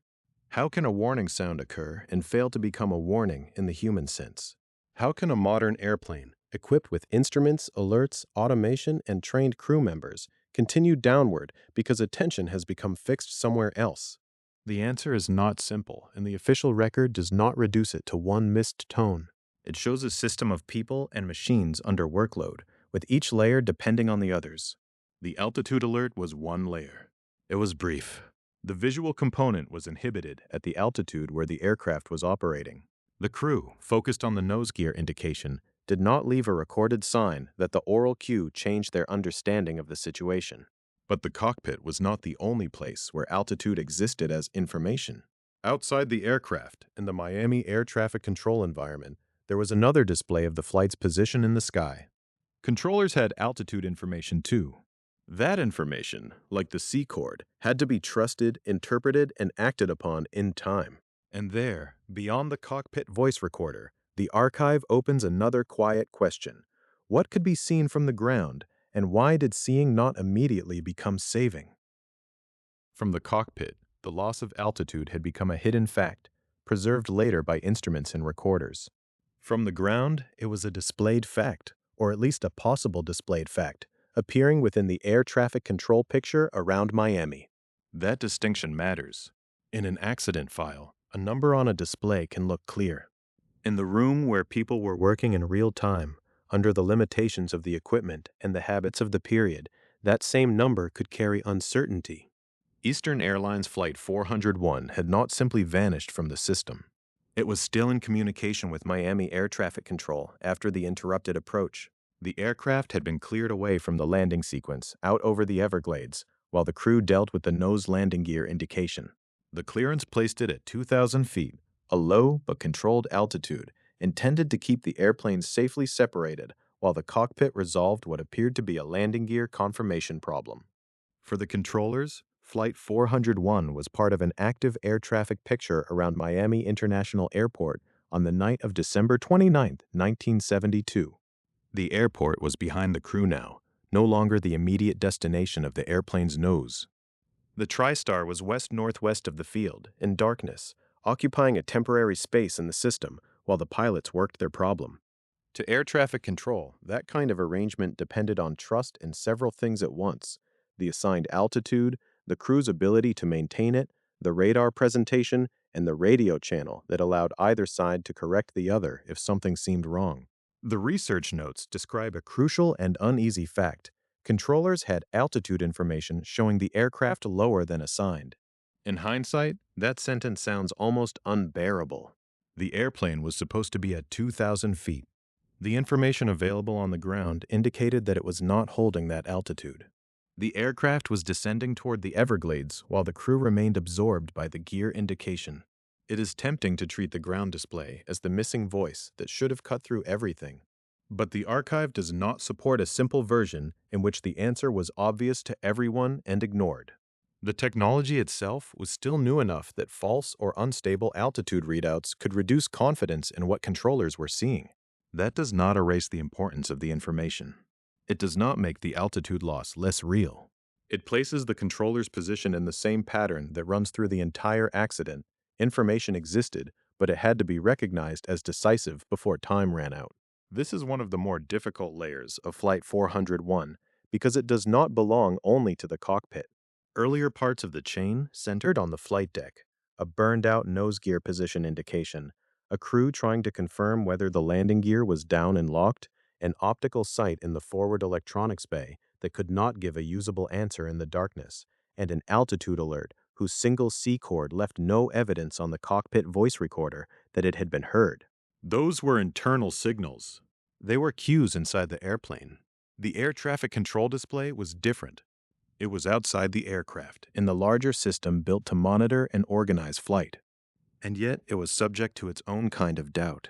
In modern retellings, radar and altitude readouts can feel absolute. A screen shows an airplane. A number shows its height. If the number is wrong, someone calls the crew. But aviation in the early 1970s was moving through a period when electronic displays and altitude reporting information were becoming more useful, more integrated, and more expected, while still carrying enough imperfections to affect human judgment. A controller who saw an aircraft lower than assigned might have to consider whether the aircraft was truly descending, whether the readout was lagging, whether the information was unstable, or whether the display was producing one of the false indications that experience had taught controllers could occur. That uncertainty is not dramatic. It is procedural. But in this accident, the procedural details are where the mystery lives. Flight 401 was not behaving like a crew in open emergency. The radio picture, as reflected in the broader accident narrative, was not one of panic or a declaration that the aircraft was losing control. The airplane had been sent out to troubleshoot. It was expected to maintain altitude while the crew worked. The reason for the maneuver was known. The nose landing gear position could not be confirmed from the cockpit indication. Within that frame, a controller seeing an unexpected altitude value had to interpret it against the assumption that a large, modern Lockheed L-1011 TriStar, with professional crew members aboard, was holding the clearance it had been given, unless proven otherwise. That assumption was part of the system, too. Air traffic control separates airplanes, issues clearances, observes movement, and communicates. It does not fly the airplane. The crew is responsible for controlling altitude and monitoring instruments. The controller can warn, query, or correct, but the controller must first decide that the information is reliable enough and urgent enough to interrupt the ongoing situation. In a short window of time, that decision can become the difference between a useful caution and a delayed realization. The tragedy of Flight 401 is that each layer had a fragment of the truth, but no layer made the whole danger unmistakable soon enough. The cockpit had flight instruments that would have shown the loss of altitude. The flight data recorder later confirmed the descent. The altitude alert system had a brief oral signal, but the cockpit voice recorder did not show that the crew reacted to it.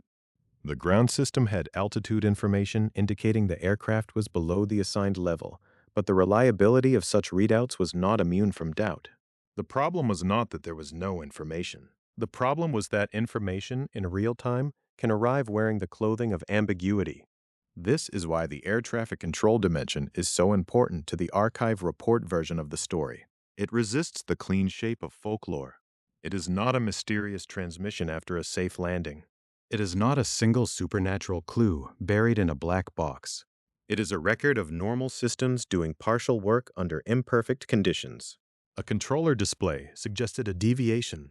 A cockpit alert sounded briefly. A crew continued to investigate a gear indication.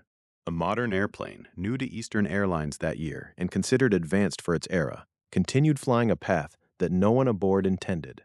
The altitude information on the ground also changes the emotional texture of the final minutes. It means the airplane's descent was not only hidden inside the aircraft. It was, in some form, present in the air traffic control environment.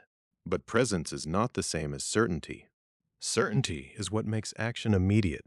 Without certainty, a human operator may look again, wait for confirmation, compare with expectation, or interpret the readout as another unstable signal from a developing technology. By the time a questionable number becomes an unmistakable emergency, the altitude that made recovery possible may already be gone. That is the quiet terror of this chapter in the record. The controllers could see something. The crew could have seen something. The airplane itself produced data that would later show investigators what had happened. But the accident unfolded in the gap between display and belief, between warning and recognition, between an assigned altitude of 2,000 feet and the dark terrain below. The National Transportation Safety Board would later identify the probable cause in terms centered on the flight crew's failure to monitor the flight instruments during the final minutes and to detect the unexpected descent soon enough to prevent impact.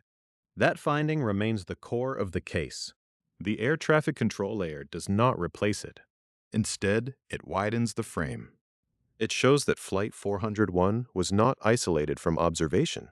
It was moving through a network of people, radios, displays, procedures, and expectations. In that network, the decisive fact existed before the crash. The aircraft was lower than it was supposed to be. But an aviation system does not act on facts as they appear in a finished report. It acts on signals as they arrive in time. Some signals are faint. Some are brief. Some are technically visible but operationally uncertain. And some are clear only after the recorders have been recovered, the data have been plotted, and the last minutes have been replayed without the pressure of those last minutes. Over the Everglades, the gap narrowed. The airplane was no longer merely out of position on a controller's display or drifting away from a selected altitude in the flight data. It was descending into terrain. Miami International Airport was behind it. The runway lights were no longer the immediate problem. The nose gear indication had drawn the cockpit into its question, and the altitude question had not been answered in time.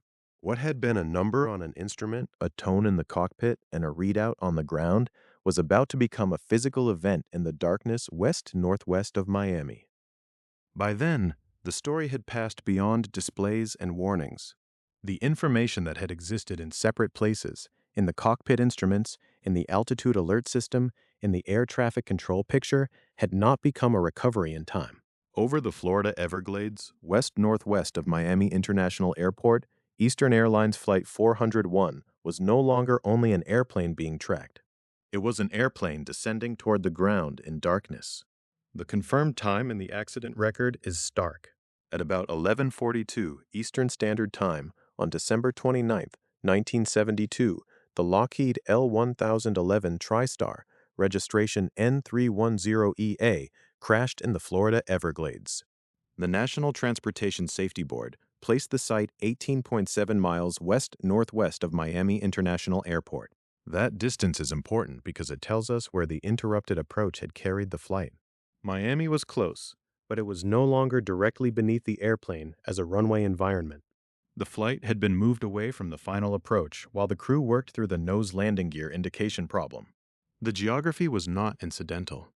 The Everglades gave the final moments a particular kind of darkness, flat, open, wet terrain removed from the visual structure of the airport. In the cockpit, the problem still appeared to be the gear indication. Outside the cockpit, the airplane had reached the end of altitude. The accident was not recorded in the official record as a landing. That distinction matters for this episode because later stories would sometimes reach for language that made the event sound like an arrival followed by something mysterious. The sourced record does not support that framing.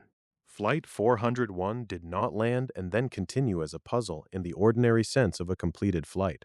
It crashed. The mystery that survives in the archive is not that an airplane safely arrived and its black box kept speaking afterward. It is that the instruments and recorders would later show how a fully crewed, technologically advanced wide-body aircraft moved from routine troubleshooting into controlled flight into terrain. The final location also fixes the accident in relation to the flight's original plan. Eastern Airlines Flight 401 had been a scheduled passenger flight from John F. Kennedy Airport in New York to Miami International Airport. It had been expected to end at Miami as an ordinary late-evening arrival. Instead, after the interrupted approach and the turnout over the Everglades, the flight ended less than 20 miles from the airport, close enough to belong to the arrival sequence, but far enough away that the runway was no longer the defining feature of the scene. In documentary language, the crash facts can sound almost too brief for the scale of the event. Date, time, aircraft, operator, location, distance from airport. Those are the fixed points investigators use because they can be checked, plotted, and compared. They do not convey the human cost by themselves.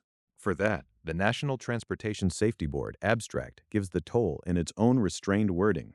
94 passengers and 5 crew members received fatal injuries. 2 survivors later died from their injuries. Those numbers should be held without embellishment. They are not atmosphere. They are the center of the record. There were 176 people aboard the aircraft, passengers and crew, who had been on a scheduled flight from New York to Miami in an airliner that represented the newest generation of wide-body design. The accident file had to account not only for the airplane and its systems, but for what happened to the people inside it when a small indication problem became part of a larger failure to maintain awareness of altitude. The phrase fatal injuries is official language, and it is deliberately controlled. It avoids speculation. It does not turn the accident into spectacle. In this case, that restraint is necessary. The later reputation of Flight 401 would gather folklore, ghost stories, and claims that traveled far beyond the core evidence. But the accident record begins with the physical event and its consequences. At about 11:42 Eastern Standard Time, the aircraft struck the Everglades. The investigation that followed began from wreckage, survival, loss, and the preserved traces of the final minutes. The crash site's distance from Miami International Airport also helps explain why the accident became so strongly associated with reconstruction. The airport was near enough that the flight had been under active air traffic control handling for arrival. The airplane had not disappeared on an ocean crossing or in remote mountains. It was within the controlled environment of a major American airport after an approach problem that had seemed manageable. Yet the final outcome occurred in swamp terrain at night, in a setting that made the event feel separated from the normal world of terminals, lights, and procedures. That contrast is part of why the case remains so unsettling. Nothing in the confirmed chain requires a dramatic mechanical breakup before impact. The landing gear itself was not later established as the failed component that caused the crash. The small cockpit indication problem had led the crew into troubleshooting. The aircraft had been cleared to maintain 2,000 feet while the issue was examined. The descent was not caught soon enough. By the time the situation became physical, the ordinary language of procedures and indications had already run out of time. In an archive report case, impact is both an ending and a beginning. It is the end of the flight path, the end of the crew's opportunity to recover, and the moment when separate uncertainties become one undeniable fact. Before impact, investigators would have to ask what the crew believed, what the instruments showed, what the autopilot was doing, what controllers saw, and what alerts sounded. After impact, those questions remained, but they were now tied to a fixed location in the Everglades and a fixed time in the night. The National Transportation Safety Board's later determination would focus on the crew's failure to monitor the flight instruments during the final minutes and to detect the unexpected descent soon enough to prevent impact. But at the moment of the crash, that conclusion did not yet exist. There was only the aircraft, the terrain, the survivors, the dead, and the beginning of recovery. The meaning of the accident still had to be assembled from evidence. That evidence would not come from one source alone. It would come from wreckage examination, air traffic control information, system design, crew procedures, and the recorded traces carried inside the aircraft. The cockpit voice recorder and the flight data recorder would become central because they preserved what memory alone could not: the timing of actions, the pattern of attention, the altitude history, and the sound of a cockpit working through the wrong problem while the larger danger developed. This is where the black box enters the story, not as a supernatural object, but as a witness. It did not need to explain. It only had to retain. In the Everglades, after the impact ended the flight, the recorders became the way investigators could return to the minutes before the crash and listen to what had been missed while there was still time to act. After the crash, the investigation had to move backward. The flight was over. The aircraft had come down in the Florida Everglades. The runway, the missed approach, the troubleshooting, the altitude readout, the brief warning tone, all of those moments were now behind the event. What remained was evidence. Some of it was physical, scattered through the wreckage field. Some of it was procedural, preserved in air traffic control handling and company operations. Some of it was technical, held in the design of the Lockheed L-1011 TriStar and its warning systems. And some of it was recorded. That is where the black boxes became central to the story of Eastern Airlines Flight 401. Not because they carried a message from after the crash. Not because they kept speaking after the airplane had landed. The sourced record does not support that version. The aircraft did not land safely and then transmit some strange final signal. It crashed in the Everglades at about 11:42 Eastern Standard Time on December 29, 1972, and the recorders mattered because they preserved the evidence leading up to that impact. The mystery, then, is quieter than folklore. It is also more unsettling. A machine remembered what people could not fully reconstruct from memory. A machine held the timing, the sounds, the instrument history, and the pattern of attention. It did not interpret them. It did not accuse anyone. It simply kept the record long enough for investigators to hear and compare. In the public imagination, the phrase black box can make the device feel almost mythic. It suggests secrecy, hidden knowledge, a sealed object that knows the truth. In an accident investigation, though, the value of the recorder is more practical and more exacting. The cockpit voice recorder preserves sound from the flight deck. The flight data recorder preserves selected aircraft performance and system information. Together, they can turn fragments into a sequence. In Flight 401, that sequence mattered because the danger did not announce itself as a single dramatic failure. The chain was made of ordinary things becoming misaligned.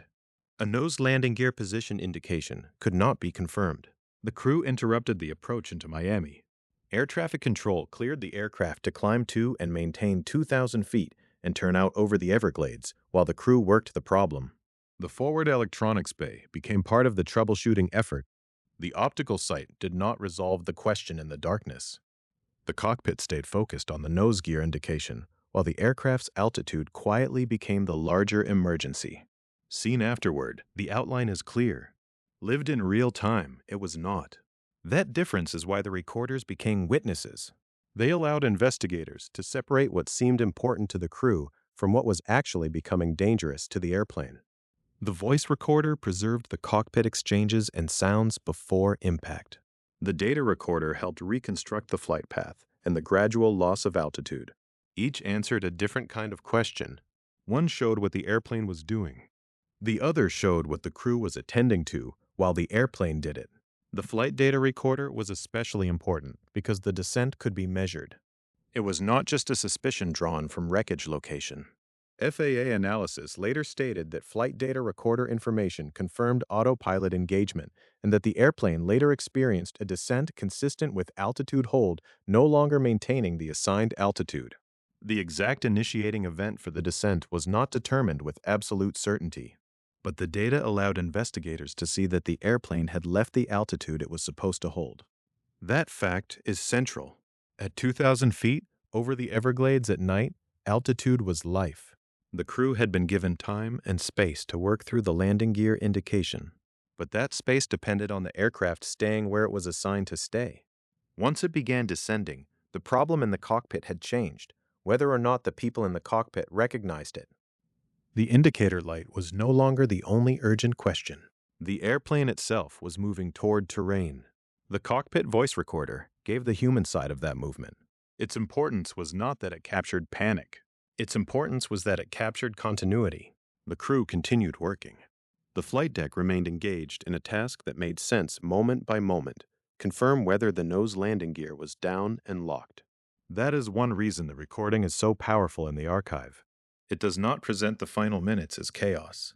It shows how an organized cockpit can still lose the larger picture when attention narrows. The captain, first officer, flight engineer, and a jump seat occupant became engrossed in the gear indication problem. That conclusion is not a supernatural interpretation. It is a human factors interpretation built from evidence. The voice recorder helped show where attention was going. The flight data recorder helped show what the airplane was doing while attention was going there. When placed together, the two records created a kind of double exposure. Inside the cockpit, troubleshooting. Outside the window, darkness. Beneath the airplane, the Everglades rising closer. This is also where the later phrase about the black box recording after the plane landed has to be handled carefully. It is understandable how such a phrase can attach itself to a case like this.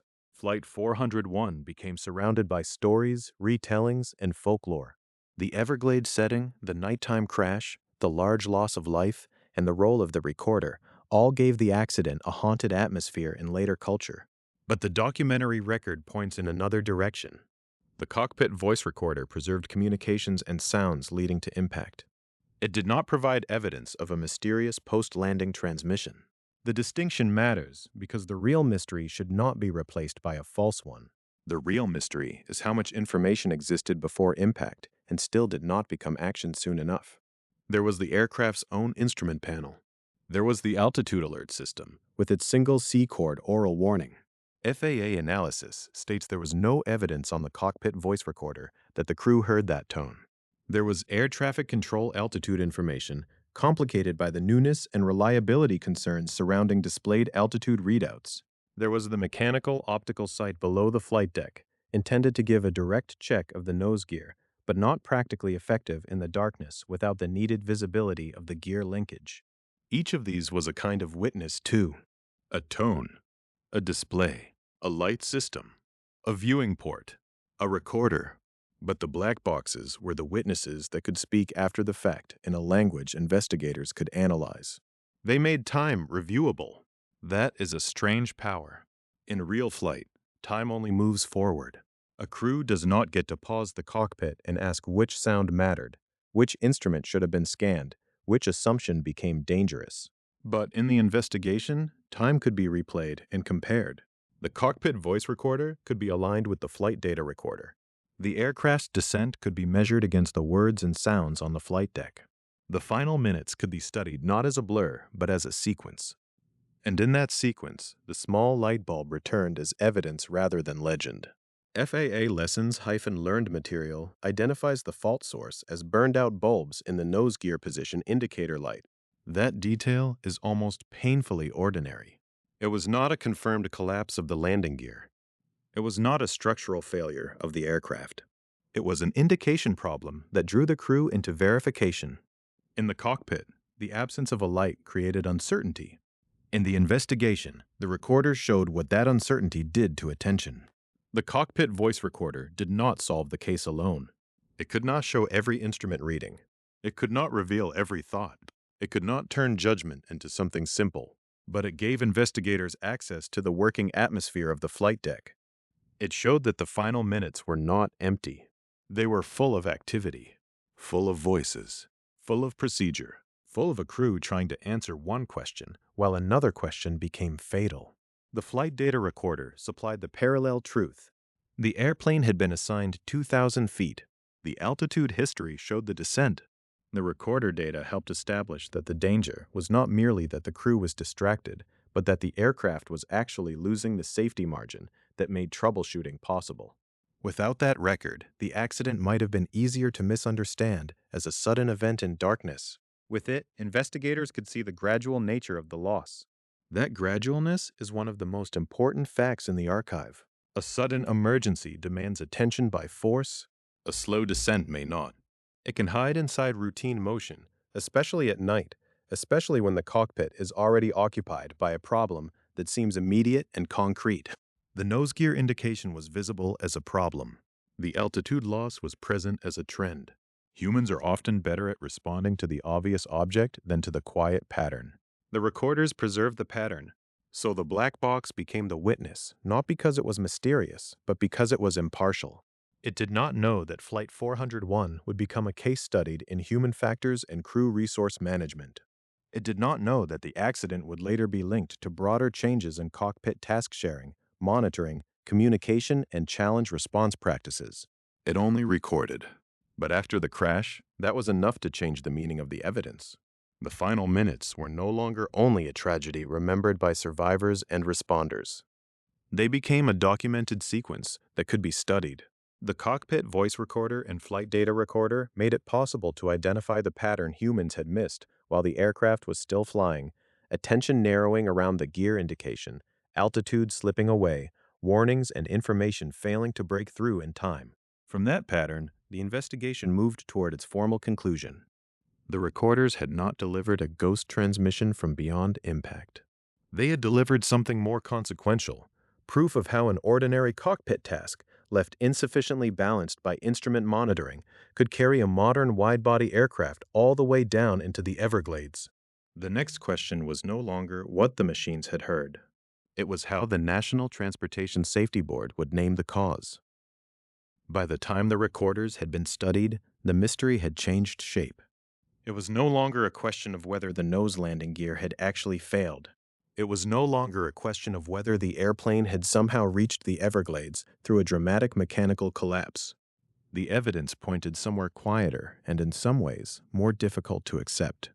A modern wide-body aircraft flying a routine late-evening arrival from New York to Miami had remained controllable while its crew's attention narrowed around a small indication problem. The National Transportation Safety Board's formal conclusion was direct. The probable cause was the failure of the flight crew to monitor the flight instruments during the final 4 minutes of flight and to detect the unexpected descent soon enough to prevent impact. In that sentence, the whole archive compresses. 4 minutes. Flight instruments. Unexpected descent. Prevent impact. The wording matters because it does not reduce the accident to a single broken part. It does not say the cause was the landing gear. It does not say the cause was the black box or the air traffic control display or one warning tone that was not acted upon. It places the central failure in the relationship between a crew and the information available to them while the aircraft was still flying. That is why the small light bulb remains so important. FAA Lessons-Learned material later stated that both bulbs in the nose gear position indicator light were ultimately found burned out. The physical landing gear was not established as the real danger. The danger began with uncertainty about an indication. The crew could not confirm that the nose landing gear was down and locked, and that uncertainty interrupted the approach into Miami International Airport. In ordinary cockpit logic, that uncertainty had to be resolved. A landing gear indication is not a minor decoration on the instrument panel. It tells a crew whether one of the basic conditions for landing has been confirmed. If the nose gear is not down and locked, the landing may not be safe. So the crew did what crews are trained to do when an indication conflicts with expectation. They tried to diagnose it. But the NTSB's probable cause shows the boundary between troubleshooting and losing the airplane. The issue was not that the crew cared about the gear indication. The issue was that the gear indication became dominant while the altitude instruments were not monitored effectively enough. The cockpit became absorbed in the wrong problem at the wrong time. The optical sight below the flight deck adds another layer to that conclusion. In the forward electronics bay, the flight engineer attempted to use a direct viewing method to verify the nose gear position. That detail is easy to overlook, but it is central to the accident's human shape. The crew was not ignoring the situation. They were actively working. They were trying to turn an uncertain panel indication into a confirmed mechanical answer. The optical sight represented a kind of backup truth. If the light could not be trusted, perhaps the actual gear linkage could be seen. But in the conditions of that night, it did not give the crew the answer they needed. The flight engineer could not see the gear linkage in the darkness. The investigation later led to recommendations concerning the L-1011 nose wheel well light, including relocating or adding controls and placarding so that the light could be operated near the optical sight. That recommendation reveals a practical lesson hidden inside the tragedy. A backup system is only useful if it can be used under the conditions in which it is needed. The optical sight existed, but existence was not enough. A viewing port in darkness, a light control not positioned where it could easily support the check, and a crew already under the pressure of an interrupted approach all belonged to the same chain of evidence. Then there was the altitude alert. On the accident airplane, the oral warning was a single C-chord. In Eastern's configuration, the flashing visual warning was inhibited below 2,500 feet radar altitude. FAA analysis stated there was no evidence on the cockpit voice recorder that the crew heard the single altitude warning tone. Again, the detail matters because the warning was not absent in the simplest sense. A sound existed. But the record does not show that it entered the crew's awareness in a meaningful way. In a cockpit occupied by conversation, troubleshooting, movement, and the effort to identify a gear condition, one brief tone could fail to become a command. It could become just another sound inside a busy environment. The probable cause does not need to say that the warning system caused the accident. It shows something more layered. The warning was one opportunity for attention to shift back to altitude. The instruments were another. Air traffic control altitude information was another. The aircraft's flight path itself was another. Yet none of these layers produced a timely recovery. The autopilot and control wheel steering context makes the final descent even more unsettling. FAA analysis stated that flight data recorder information confirmed autopilot engagement and that the airplane later experienced a descent consistent with altitude hold no longer maintaining the assigned altitude. The exact initiating event for the descent was not determined with absolute certainty. FAA summaries describe the NTSB's consideration of possibilities, such as inadvertent autopilot disconnection or mode reversion, but the essential finding remained the failure to monitor instruments. That distinction is crucial. The investigation did not have to prove a single dramatic switch movement to understand why the airplane struck the Everglades. Whether altitude hold was no longer maintaining the assigned altitude because of a subtle autopilot change, an inadvertent input, or another mode-related factor, the aircraft's descent was visible in the data. It should have been detectable on the flight instruments. The danger was not hidden from every system. It was hidden from the crew's active attention. At 2,000 feet over the dark Everglades west-northwest of Miami International Airport, the aircraft had room to recover if the descent had been noticed soon enough. That is what gives the probable cause its force. The final 4 minutes were not a fall from cruise altitude after a catastrophic structural failure. They were a period during which a controlled aircraft moved away from its assigned altitude while the cockpit remained focused elsewhere. This is also why the black box evidence feels so stark. The cockpit voice recorder preserved the sound of normal work. The flight data recorder preserved the aircraft's physical behavior. Together, they showed the mismatch between what the crew was discussing and what the aircraft was doing. The spoken record stayed close to the gear indication. The data record showed altitude becoming the real emergency. In accident investigation, probable cause is not meant to be poetic. It is meant to be precise enough to support prevention. In NTSB-AAR-7314, the probable cause pointed to monitoring, detection, and time. The crew failed to monitor the flight instruments during the final 4 minutes. They failed to detect the unexpected descent soon enough. And because detection did not happen in time, prevention did not happen at all. That conclusion connects all the small artifacts in the archive. The burned-out bulbs created the uncertainty. The cockpit fixation gave that uncertainty power. The optical sight offered a direct check, but did not resolve the question in darkness. The altitude alert gave only a brief oral cue, with no evidence on the cockpit voice recorder that it was heard. The autopilot and control wheel steering context allowed a descent to develop without the kind of dramatic physical cue that would necessarily seize attention. The flight instruments held the answer, but they were not watched closely enough. The accident, then, was not a mystery because the evidence was empty. It was a mystery because the evidence was full of missed chances. A light that should have confirmed the gear did not answer. A viewing method that should have clarified the situation could not be used effectively in the dark. A tone that should have redirected attention did not appear to break through. An assigned altitude that should have remained central slipped out of the foreground. The airplane continued downward while the cockpit worked. This is the hard meaning of the probable cause. It does not condemn curiosity about the gear. It does not deny that the crew faced a real operational concern. It shows that in aviation, a correct concern can become dangerous if it consumes the crew's shared attention. The nose gear indication was the problem they were trying to solve. Altitude was the problem that was solving itself, silently, in the wrong direction. After Flight 401, that lesson could not remain only inside one accident report. The recorders had given investigators a rare, painful clarity, not just what failed, but how attention failed around it. From that clarity came a broader question for aviation. How should a cockpit divide work, challenge assumptions, maintain monitoring, and make sure that one unresolved task does not blind the crew to the aircraft itself? The answer would not appear all at once. It would emerge through safety recommendations, training changes, and a new language for cockpit teamwork. The probable cause named the failure. The legacy would be the attempt to build a system in which that failure was harder to repeat. The probable cause named the failure.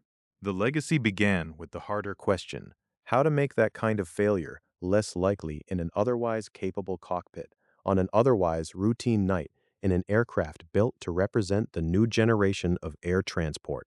That question is why Eastern Airlines Flight 401 did not remain only an accident in the Everglades.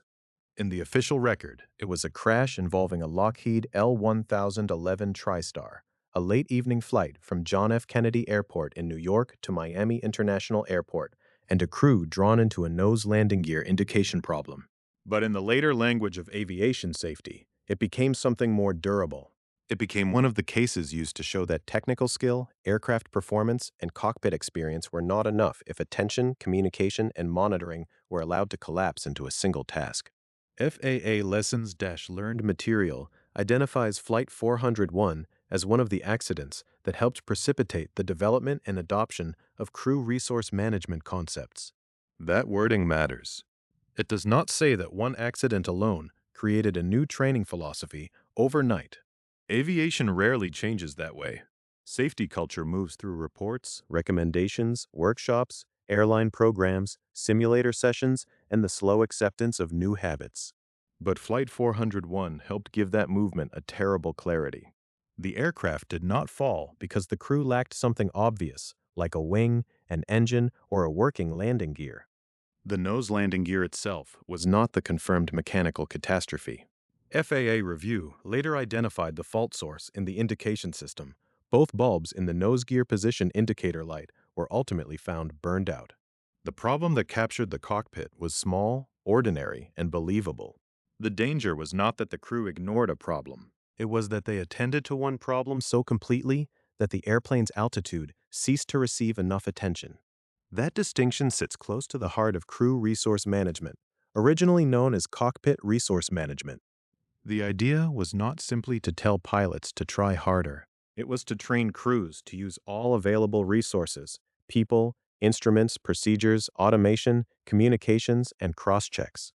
It asked who is flying the airplane, who is monitoring, who is troubleshooting, who is communicating, and who has the responsibility to challenge a shared assumption before it becomes dangerous. Flight 401 gave those questions a concrete shape.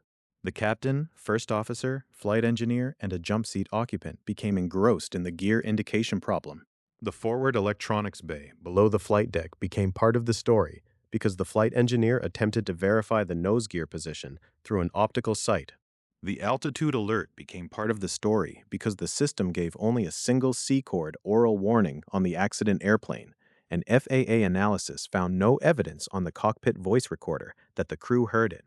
The flight data recorder became part of the story because it helped confirm the altitude history, the autopilot context, and the gradual descent from the assigned 2,000 feet. Each detail pointed back to the same, larger lesson. Safety depends not only on solving the visible problem, but on preserving enough cockpit capacity to notice the hidden one. In the years after the accident, that lesson entered a wider stream of aviation human factors work. The history traced in FAA-hosted crew resource management material places important U.S. roots in a NASA-sponsored workshop held in 1979. Its title was Resource Management on the Flight Deck. Even the title signals the shift.